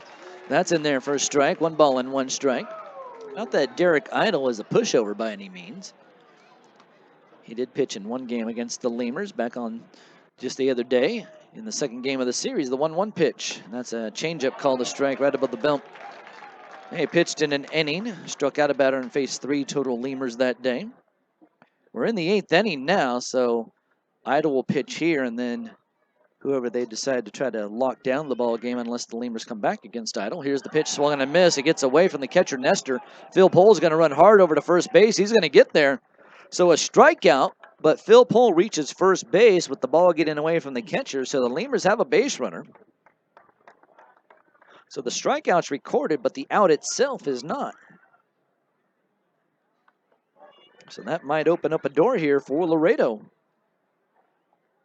Idle, by the way, during the regular season, only pitched a little bit with Wichita. He pitched in 3 games. His first appearance was on September 2nd, so he pitched against Amarillo twice and Grand Prairie once, and pitched against the Lemurs in the second game of the series back home in Laredo. The pitch. Bunt shown by Morrison. He bunts at the ball, but bunts it foul.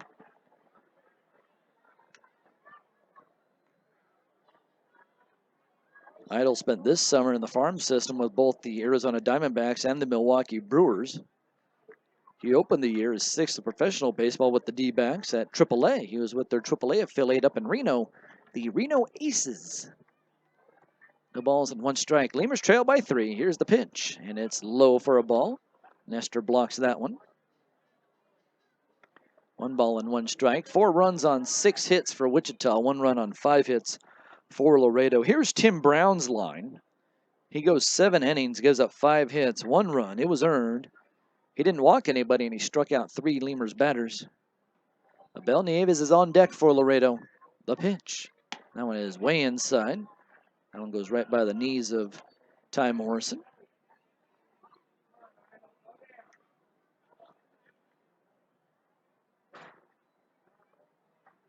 Idle was sent down to Double-A Mobile this year as well when he was signed by the Brewers. Here's the 2-1 pitch. That one slips through the legs of Nestor. That's going to allow Phil Pohl to go up to second base. So a low fastball skips off the turf. Goes all the way back to the wall. So the Lemurs have a runner at second base. Now this is the first base runner. Remember, the Lemurs were retired 10 straight from the 5th inning on. Tim Brown got the last out in the 4th inning and then retired the side in order in the 5th, 6th, and 7th.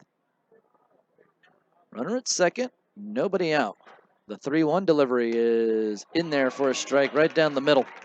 So 3 balls and 2 strikes now to Ty Morrison. Looked like Morrison was taken all the way there, just trying to see if he can get a walk, but now he's got to go and try to swing the bat here. He's looking at a 3-2 count.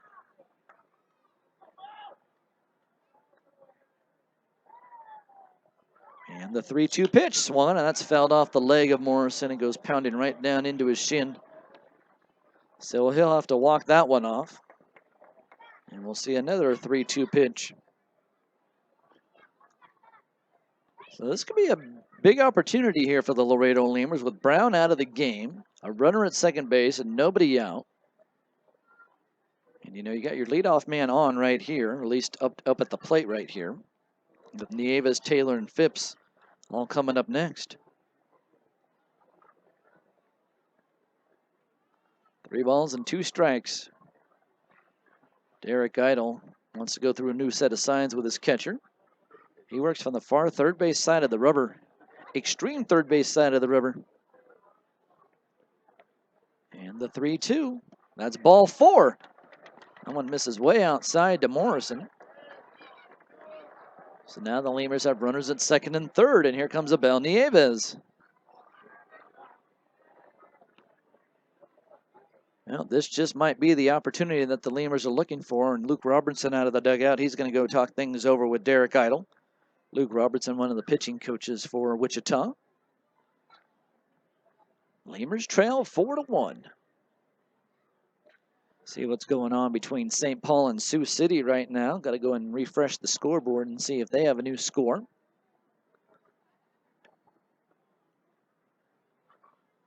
You know, if Wichita wins this series, it becomes a whole new series. If St. Paul wins their game against Sioux City, that one becomes a new series as well. Yeah, St. Paul's still winning 3-1. They're in the bottom of the 9th inning up there, so that game is close to being over with. Well, it says bottom of the 9th inning. I don't know why St. Paul would be batting, so maybe the game's over.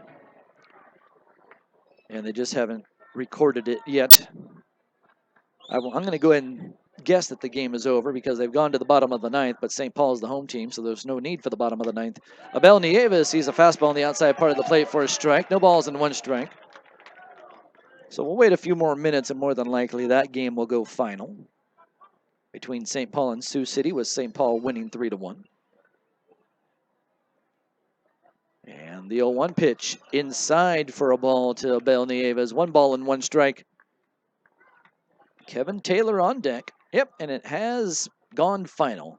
St. Paul wins 3-1 over Sioux City, so that series is now Sioux City 2, St. Paul 1. The 1-1 pitch misses low and in. 2 balls and a strike. There is bullpen action already for Wichita. Got a big righty down there throwing. Who is that down there? I see a 17, or maybe it's not a 17. I have to look again. The 2-1 delivery. Swung on and a foul ball up into the sweet level. And it'll come back downstairs. Look at it go. Free baseball coming your way. So that'll even up the count at 2 balls and 2 strikes to Nieves. Runners at first and second for the Lemurs. It is 21 warming up. Daniel Bennett. So 2 balls and 2 strikes. The pitch in the dirt. That one spiked about a foot in front of home plate. So that's going to make the count 3 balls and 2 strikes now to Nieves. Well, the Lemurs dugout's got a lot of action in it right now. These guys are excited. They're sensing an opportunity here. And I sensed that when Tim Brown left the game, that this might open up a door for these guys. Here's the 3-2. Swung on and missed. Nieves swung at a pitch that was probably a little bit up and in. More than likely would have been ball 4. So there's the first out with runners at first and second base, and Kevin Taylor's going to swing the bat now for Laredo. That's a Dick Sporting Goods strikeout.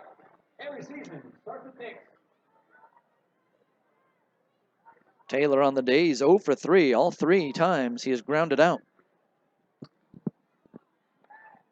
Derek Idle, a right-handed pitcher, spins and looks back to second base, and Phil Pohl just has to trot back in. Nobody around him. Leo Vargas behind him. 4 runs on 6 hits for Wichita. The pitch swung on and fouled away. That gets up into the sweet level. It'll bang against the sidewall and go down into the stands.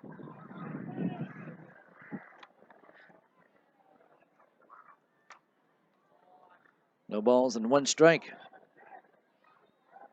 Well, a big hit here by Taylor can get some momentum in the Lemurs dugout. As he checks his swing, did he go around? He did not. That was a breaking ball there from Derek Idle, and Kevin Taylor started to move his bat forward, but he was able to hold up before swinging all the way.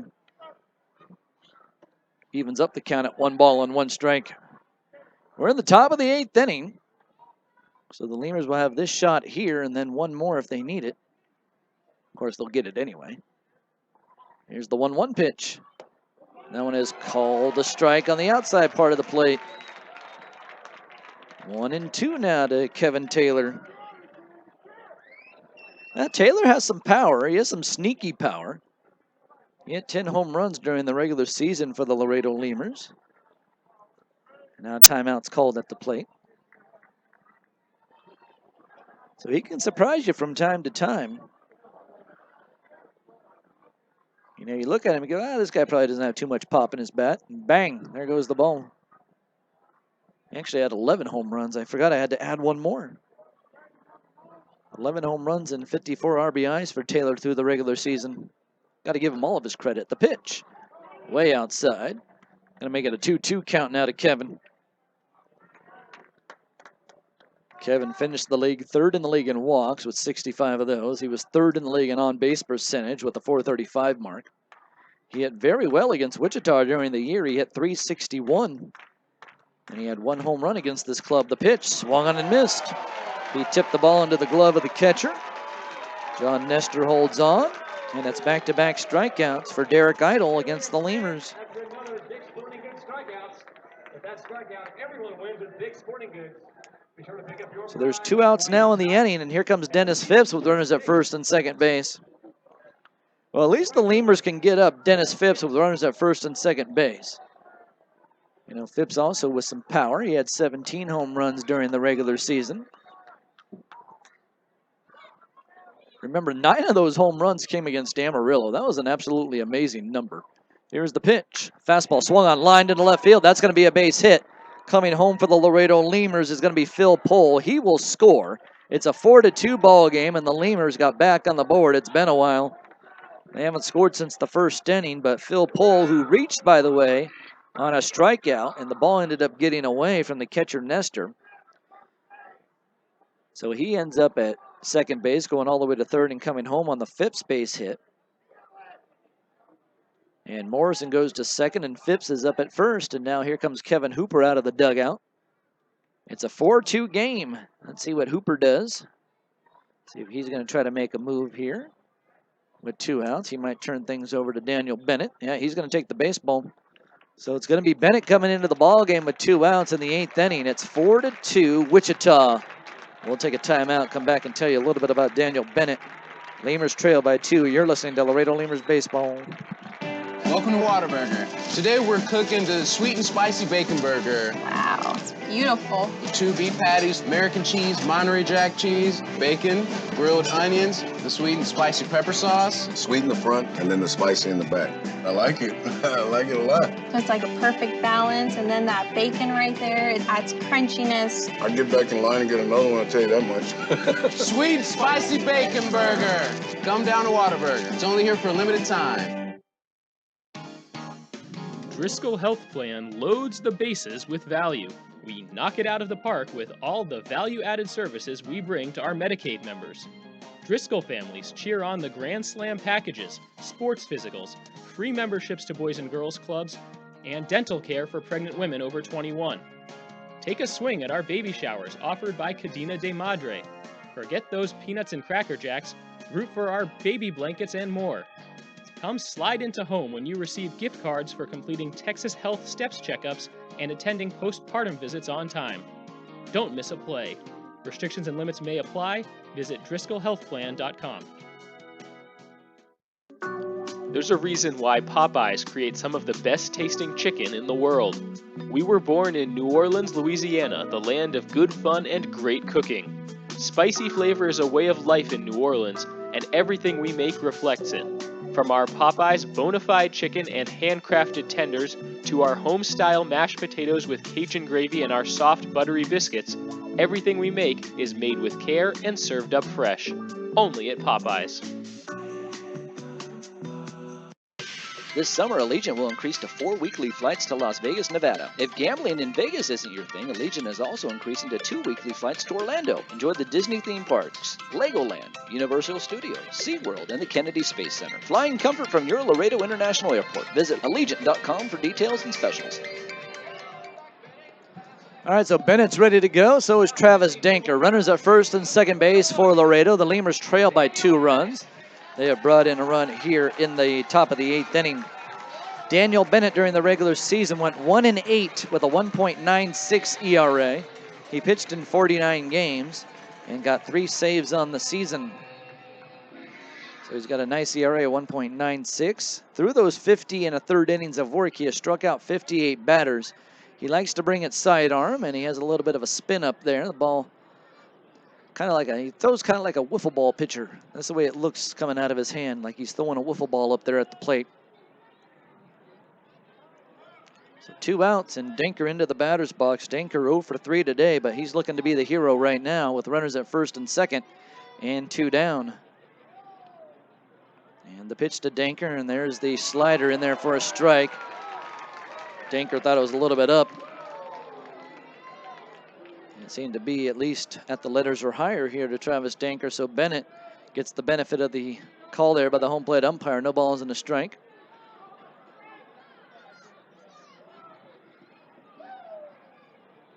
And now Bennett will turn and look at Ty Morrison. Morrison back in with nobody around him. Morrison's at second. Phipps is over there at first. Phipps is the guy that drove in Phil Pohl.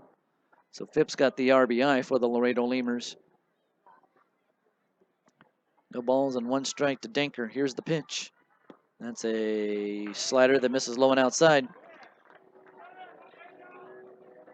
So it kind of just comes up there and it floats up to Danker, or whoever the batter is at the time. It's got a lot of movement to it. Danker has seen this before out of Kyle Rui, the pitch. There it is again, swung on and missed. 1 ball and 2 strikes, and Danker had a hard time staying back on it that time. He was way out in front. So now Daniel Bennett's got Danker set up for a fastball. 1 ball and 2 strikes. All Danker has seen so far is the breaking pitch. And I'm guessing it's a slider, but coming from a sidearmer like that, who knows what he calls it.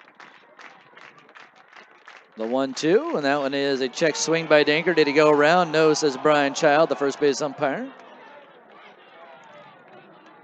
So that'll make the count 2 balls and 2 strikes. So once again, Bennett brought in that slider. I'm just going to go ahead and call it a slider because that's what it looks like.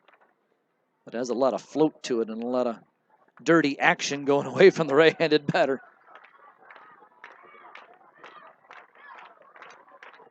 Not easy to stay back on it. Here's the 2-2. There it is again. Swung on and missed. Strike 3. So that's going to do it for the Laredo Lemurs, but they do strike here in the inning. They do get 1 run on 1 hit.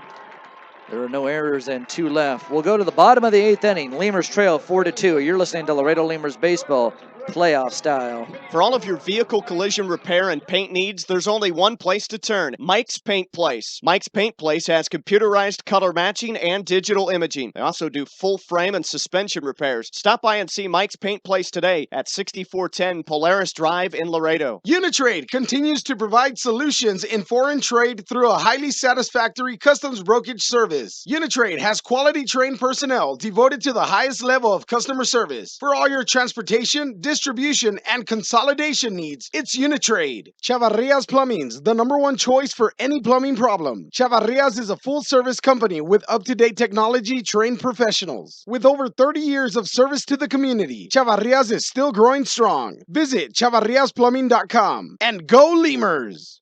Breakfast speaks for itself here at Whataburger. It's going to be hot, it's going to be fresh. It's almost like when you were a kid and you wake up in the morning, you can smell mom cooking breakfast. I like their hash browns. My favorite's the honey butter chicken biscuit. I like the taquitos. We have some fresh cracked eggs here. I like these pancakes because they're fluffy.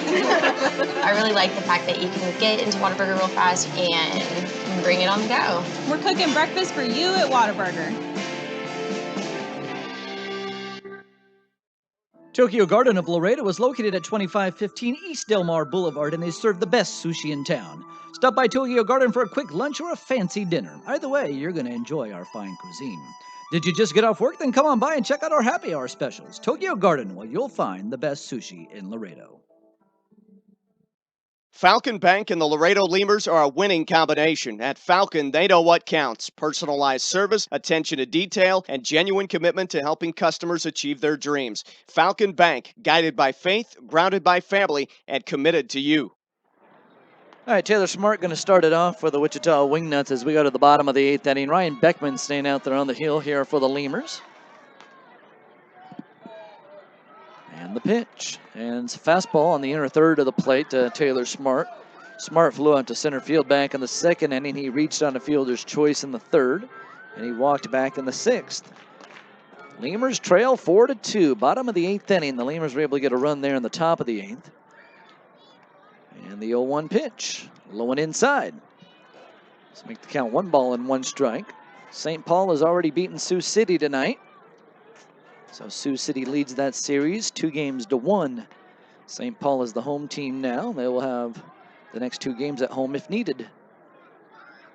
Here's the 1-1 pitch. Swung and chopped off the plate, and it's going to roll into foul territory. So another pitch coming up to Taylor Smart. Lemurs and Wingnuts, if needed. The Lemurs and Wingnuts will go at it again tomorrow night at 7:05. So in case you're listening tonight and you want to tune in tomorrow if the Lemurs need another game, Lemurs still have another inning to try to come back and maybe get an opportunity to take the lead in the game. So they may be able to get back into this thing still. We'll have to wait and see how things work out for the Lemurs in the 9th inning. But right now they got to hold the Wichita Wingnuts where they're at. So tomorrow night's game 7:05 if needed. If the Lemurs win tonight, then the series is over, and the Lemurs will have to go either to Sioux City. They'll probably come to us. Here's a pitch, ground ball over to the shortstop. Pulfer will grab it. He'll throw over to first base, and it's in time to get the out. So the Lemurs will either wait Sioux City or St. Paul if the Lemurs are able to win tonight. But of course, still some baseball to be played here. Well, looking at the Major League scoreboard, it looks like there is a perfect game in action. And I'm trying to get this computer to work a little bit faster here. The internet here in Wichita is not the fastest. It says there's a perfect game being thrown in San Francisco between the Giants and the Padres. And the pitch, a fastball in there for a strike to Nick Van Straten. Van Straten has reached 3 times today, a single, a double, and he was hit by a pitch.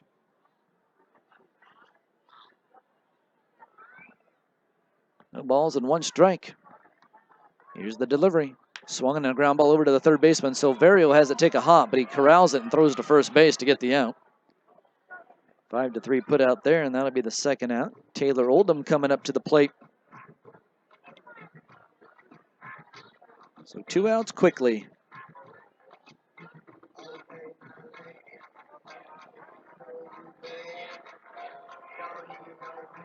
So The Giants are the team that has the perfect game going. I'm trying to figure out who the pitcher is for San Francisco.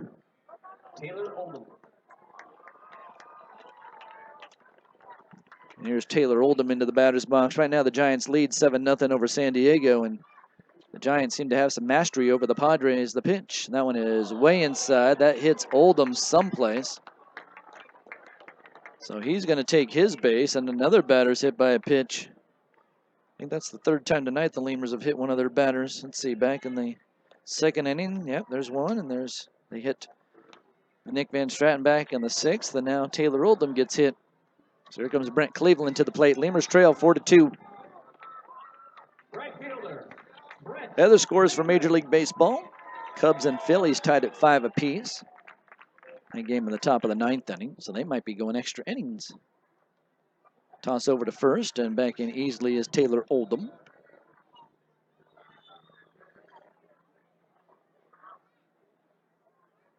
It is Madison Bumgarner on the mound for San Francisco. So he's the one throwing the perfecto in San Francisco. And the pitch. Cleveland takes a strike on the inside part of the plate. Quickly, the ball's in a strike to him. 2 down in the inning. Lemurs need one more out to get back into the dugout.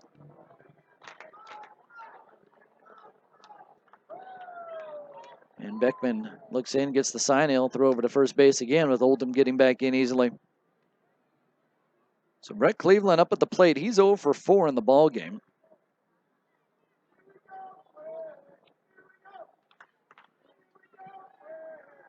Beckman brings his hands together, sets at the belt, and he throws home, and that one is low and inside. Brett Cleveland, he was 0 for 8 coming into the game, so now make him 0 for 12 overall in the series. So he's been pretty quiet here so far, and the Lemurs hope he stays that way. He can definitely do a lot of damage. 1 ball and 1 strike. And the pitch. That one misses high. So make it 2 balls and 1 strike now to Cleveland. So Cleveland back in the first. He grounded out to short. Struck out looking in the second. Flew out to center field in the 4th and in the 6th inning. He was playing in the Mexican League earlier this year before coming back to join the Wichita Wingnuts for this stretch run. And the 2-1 swung on a line drive in a left field. That will be the first hit for Cleveland in the series. And just like that, he picks up a base hit. There's runners at first and second base, and Andy LaRoche coming up to the plate. Other big league scores. Oakland 5, Rangers nothing. Excuse me. Totally looking at things wrong. Oakland 5, Rangers 1. That game at the bottom of the 7th inning. They're just going to the top of the 8th. Dodgers beating the Diamondbacks 8-4. They're playing in Arizona. And here comes Andy LaRoche to the plate. Angels 2, Astros 1. They're playing in Los Angeles, or Anaheim, actually. Here's the pitch to LaRoche. That one's inside. 1 ball and no strikes. The Giants in that perfect game being thrown right now by Madison Bumgarner. The Giants are up 7-0 over the Padres. Mariners 5, Rockies 2.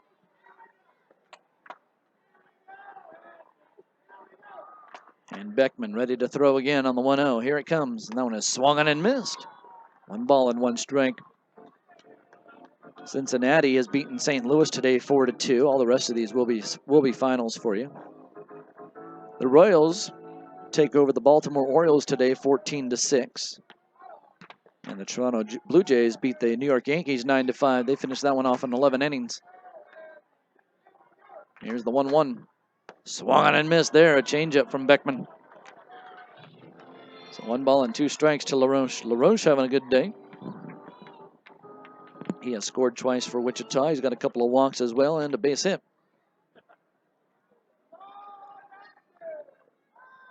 Baltimore and Kansas City hooked up today. Baltimore wins 14-6 over the Orioles. The 1-2 misses way outside. Looks like Toronto and New York had a doubleheader. So Toronto won both games, both ends of the doubleheader. They won one 9-5, and then the other 10-7. And they played one of the games into 11 innings. So extra baseball all around there in New York today. Here's the 2-2 pitch. Swung on a chopper off the plate. Up the middle. Pulfer will charge. He'll throw. It'll be scooped up by Denker. Did he get it? He did. That'll be the third and final out. We're through 8 innings here. The Lemurs trail 4-2. They have to bat in the top of the 9th inning. We'll see what happens. Stay tuned. You're listening to Laredo Lemurs Baseball. Core Business Solutions is a proud sponsor of Lemurs Baseball. Core Business Solutions services the 17 southernmost counties of Texas, as well as areas of northern Mexico. They offer a wide range of high-tech solutions for businesses and organizations. Make Core Business Solutions your solution today. Miller invented light beer, the original light Pilsner, and that changed everything. This led to people wondering L-I-T-E, that's how you spell light, which led to people thumbing through their dictionaries, which led to there's got to be a better way to look up words, which led to the invention of spell check, which led to better resumes, promotions, celebrations, and happy hour. Miller Lite, we invented light beer and happy hour. You're welcome. 12 ounces contain 96 calories, 3.2 carbs, 1 protein, 0 fat. Great beer, great responsibility. Miller Brewing Company, Milwaukee, Wisconsin. Right now, when you sign up for a Gold's Gym membership, you'll get tons of extras completely free. Confidence, free. Compliments from your coworkers, free. And the desire to wear tiny bathing suits, you guessed it, free. You'll be stronger with extras, and you'll be stronger with Gold's Gym. Know your own strength. Tiny bathing suit not included. In over 40 years, nobody's helped more families achieve the American dream of home ownership than Armadillo. In fact, Armadillo Homes has built more homes than all other builders combined. And there are reasons for this: integrity, responsibility, service, and of course, quality. So if you're thinking about making the greatest investment in your life, think of the one builder who's dedicated its entire life to helping the Laredo family. Think Armadillo Homes, armadillohomes.com. Go Lemurs. Pro Mega Signs of Laredo is there for all of your printing and signage needs. We can be found at 1615 Jackman Road in Laredo, or you can reach us by phone at 956-723-2110. Again, that's 956-723-2110. If you need a sign, big or small, come to Pro Mega Signs of Laredo, where your print job is just around the corner.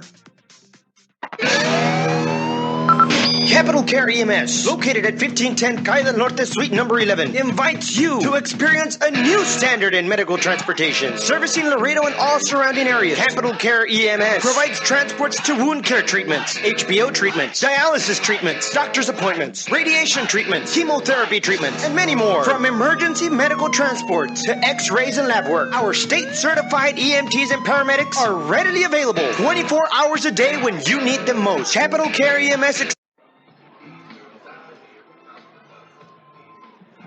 All right, here we go into the top of the 9th inning. The Lemurs trail 4-2. The new pitcher in for Wichita is Paul Smythe. So Smythe taking over on the hill. Pulfer into the batter's box for the Lemurs. It's going to be 6, 7, and 8 coming up to the plate. Smythe, a right-handed pitcher. And he'll throw home to Pulfer, and Pulfer will see one go over the plate for a strike. That one had a little two-seam action coming into J.D. Pulfer. Paul Smythe last pitched on September 7th against the Grand Prairie Airhogs. He has not pitched in this series yet. Here comes the 0-1. That is a pitch that misses low and outside. He did pitch in back-to-back games against the Lemurs back on August 22nd and 23rd, so we saw him back then. He did give up a run to the Lemurs back then, so Lemurs can get to him. 1 ball and 1 strike. And the pitch. A little bit high there to J.D. Pulfer. Pulfer on the day, he's 1 for 3. He got a base hit back in the 4th inning for the Lemurs. Smythe dangles that right arm, looks in and gets the sign. And he'll bring his hands together. He works out of the stretch with nobody on, and the pitch is swung on, lifted into right field. Brent Cleveland is going to go ahead and get out there, and he'll make the catch. 1 down, and Drew Martinez is the next batter. Paul Smythe struck out at least 1 batter in the last 7 outings that he had. It was actually a total of 13. He began the season by making 28 appearances with the Somerset Patriots of the Atlantic League. In his time on the East Coast, he went 3-0 with a 3.38 ERA. And the pitch to Martinez is a fastball on the outside corner at the belt. Smythe appeared in a total of 78 games for the A's top affiliate in Sacramento when he was pitching in the A's organization. He made it up to AAA. The 0-1 outside for a ball. 1 ball and 1 strike. So while he was in the A's organization, he went 22-13 with a 3.18 earned run average. He had 44 saves in the A's organization. He was selected by the A's in the 35th round back in 2009. The 1-1 pitch is fouled back. He played his college ball at nearby University of Kansas in Lawrence. So 1 ball and 2 strikes to Martinez. Martinez having a good day. He's 2 for 3. 1 ball and 2 strikes. Lemurs trail by 2 runs. Top of the 9th inning. And the pitch. Swung on and lifted foul over to the left side. That'll get back and into the aluminum seating here at the ballpark. Wind has picked up quite a bit here over the last inning or so. Blowing pretty briskly out to left field right now. Lemurs would love an opportunity to turn the lineup over here, but they're going to have to get a couple of base runners to do that. 1 ball and 2 strikes. Drew Martinez bats in the 7th spot for Laredo. Here's the 1-2. That one is low and inside. Make it 2 balls and 2 strikes to Martinez. So the regular season numbers through 12 outings for Paul Smythe. He went 1-0 with a 4.50 ERA. He picked up 7 saves for Wichita and threw in 12 total innings. Right now, the Lemurs having some hopes here. They have John Brebria throwing down the right field line. He's just starting to warm up, so just in case the Lemurs do get something going. The 2-2 pitch swung and fouled into the stands. Look out over on the party deck. Got up there quickly. Call that at 316-202-2066 to schedule your free estimate today. So it looks like that perfect game is still standing in San Francisco for the Giants starter, Madison Bumgarner. You know, Matt Cain has a perfect game. Tim Lincecum with a couple of no-hitters in his time with the Giants. Here's the 2-2 pitch, swung in a ground ball up the middle. Ranging for it is Leo Vargas. He dives, he gets up, and he can't get the ball out of his mitt.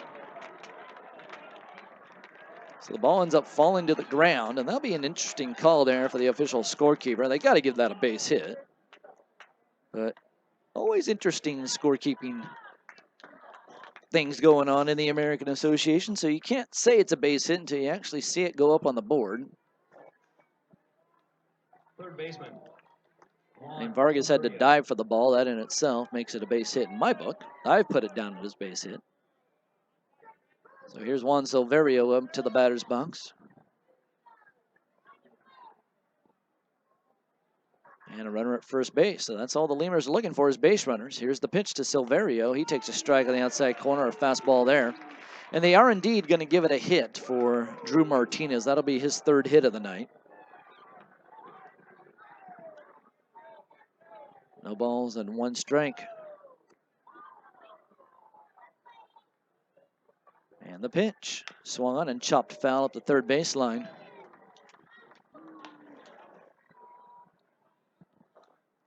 Silverio today, he's 0 for 3. A couple of groundouts. Actually, all 3 of them have been groundouts. 1 to the second baseman, 1 to the shortstop, 1 to the third baseman.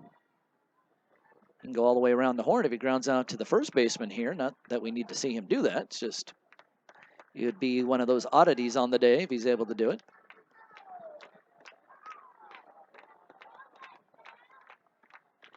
The 0-2 pitch, swung on and missed. That's strike 3, so we'll see him strike out instead. That'll be the 2nd out of the inning. The Lemurs are down to their final out of the game. And here comes Phil Pohl to the plate. So Phil Pohl has some power. And the Lemurs trail by 2, so the tying run is going to get into the batter's box here for the Laredo Lemurs. He was in there as well when Silverio was in the batter's box, but it just came to me. So I'm just now saying it. Runner at first base. Yeah, I know, I was behind a little bit. Here's the pitch to Phil Pohl. He sees a fastball on the outside corner. That's been the pretty typical opening here for Paul Smythe, throwing a fastball away. No balls and a strike. 7 hits for each club, but the very important 4-2 lead for Wichita. Martinez is at first base with 2 down. Here's the pitch. Swung on and a ground ball up the third baseline, foul. So that one just foul by about a couple of feet up the third baseline. Wichita looking to win a game in this series. Trying to avoid the sweep at the hands of the Laredo Lemurs in the first series of the playoffs. No balls and 2 strikes. And the pitch. Swung on and on a line down the left field line. That's going to go all the way out to the wall. Around second, going to third base is Martinez. Phil Pohl is going into second base. Martinez is going to come home and score, and the Lemurs are down by a run. So Phil Pohl with a double, and he drives in a run. So the Lemurs are not done yet. The tying run is at second base.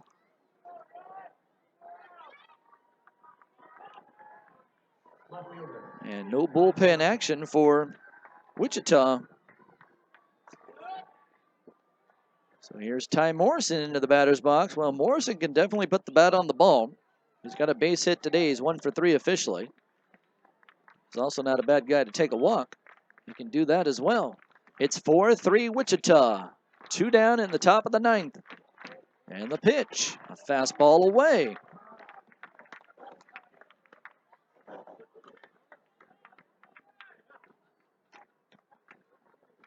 So a big double there for Phil Pohl, and he likes to come up in clutch situations and pick up clutch hits there for the Lemurs. The 1-0 pitch, a fastball right down the middle. So makes the count 1 ball and 1 strike. I'm telling you, the Lemurs got a break when Tim Brown left the game. And Tim Brown has always been a thorn in the side of the Lemurs. The 1-1 pitch is fouled back. And since Brown has left, the Lemurs have scored 2 runs, even though they've had to chip away at them. They've been able, at least been able to get into this game and, you know, make it exciting here at the very end. And as of right now, that's all you can ask. You know, they just ran into a good pitcher tonight in Tim Brown.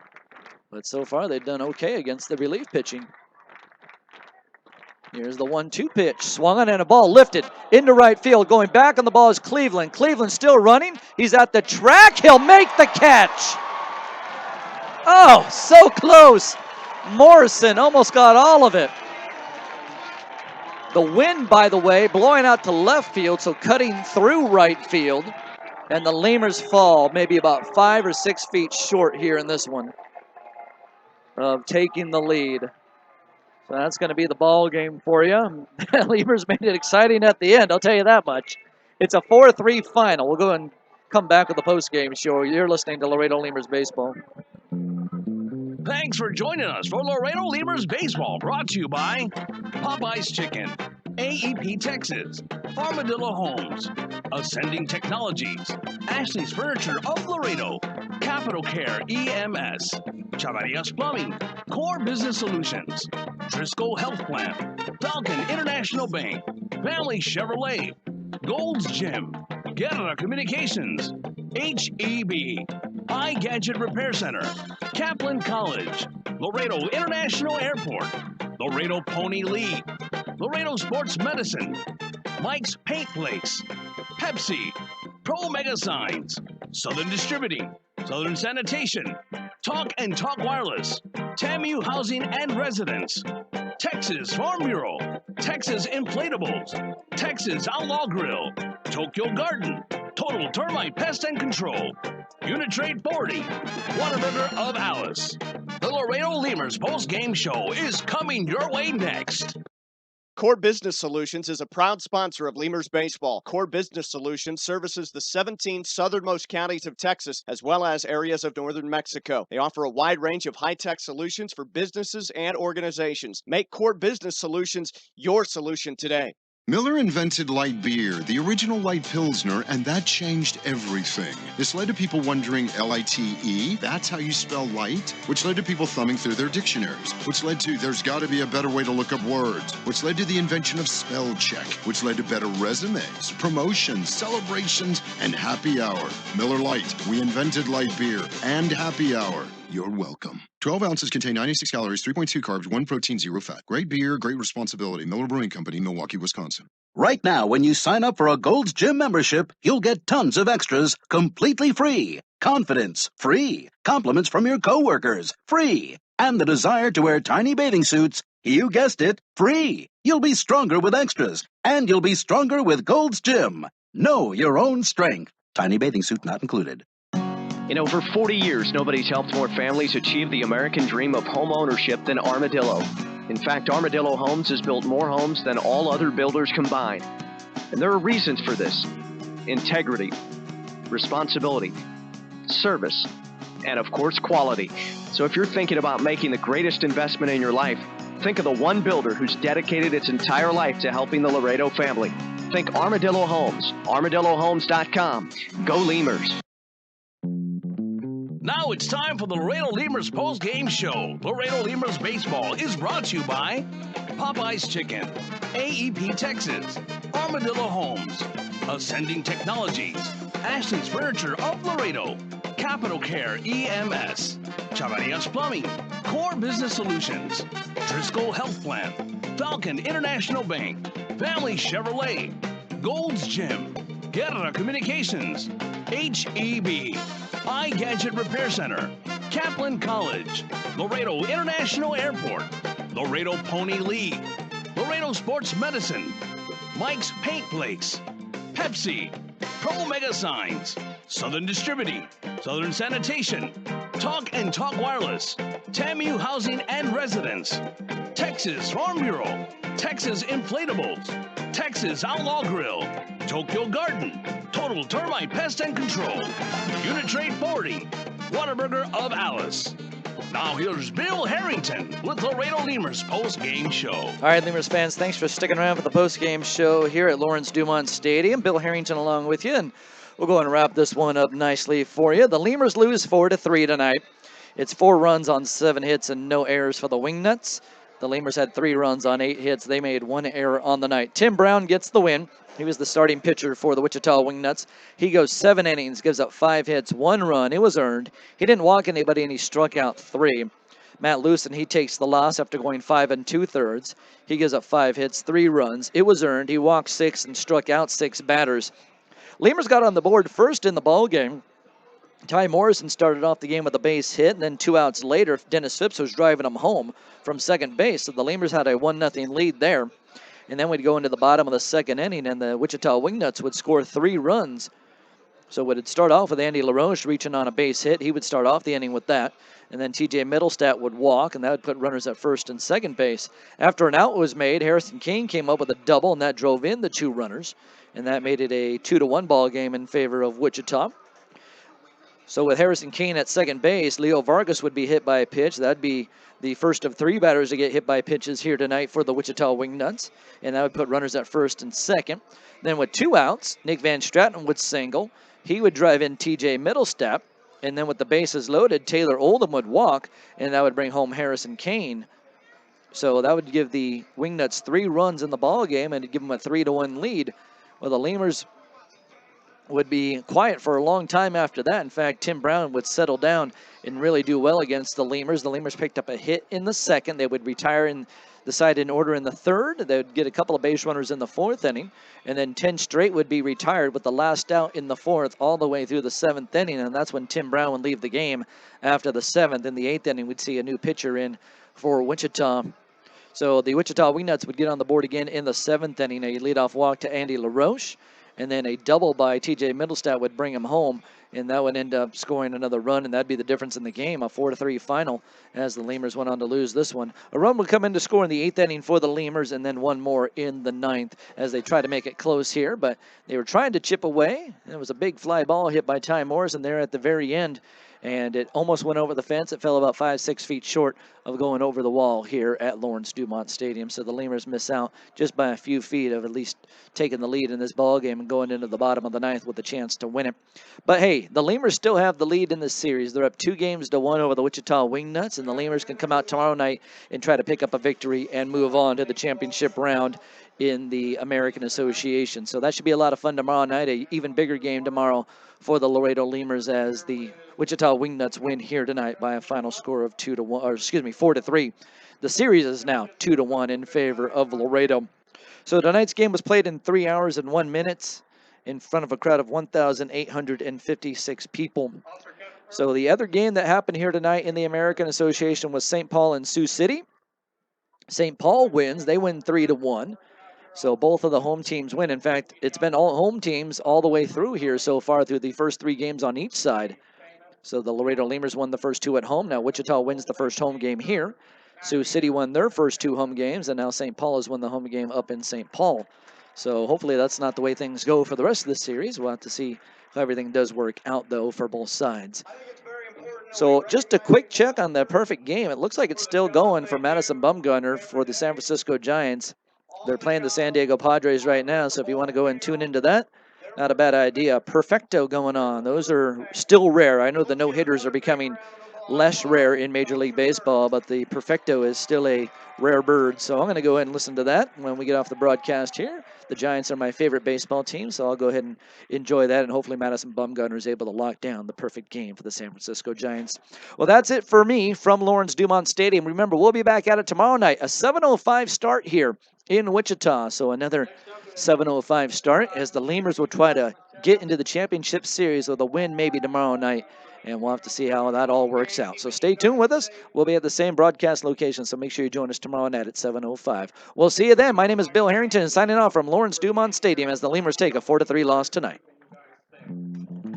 Thanks for joining us for Laredo Lemurs Baseball, brought to you by Popeye's Chicken, AEP Texas, Armadillo Homes, Ascending Technologies, Ashley's Furniture of Laredo, Capital Care EMS, Chavarias Plumbing, Core Business Solutions, Driscoll Health Plan, Falcon International Bank, Family Chevrolet, Gold's Gym, Guerra Communications, HEB, iGadget Repair Center, Kaplan College, Laredo International Airport, Laredo Pony League, Laredo Sports Medicine, Mike's Paint Place, Pepsi, Pro Mega Signs, Southern Distributing, Southern Sanitation, Talk and Talk Wireless, TAMU Housing and Residence, Texas Farm Bureau, Texas Inflatables, Texas Outlaw Grill, Tokyo Garden, Total Termite Pest and Control, Uni-Trade Forwarding, Whataburger of Alice. Join us next time for all your Laredo Lemurs action.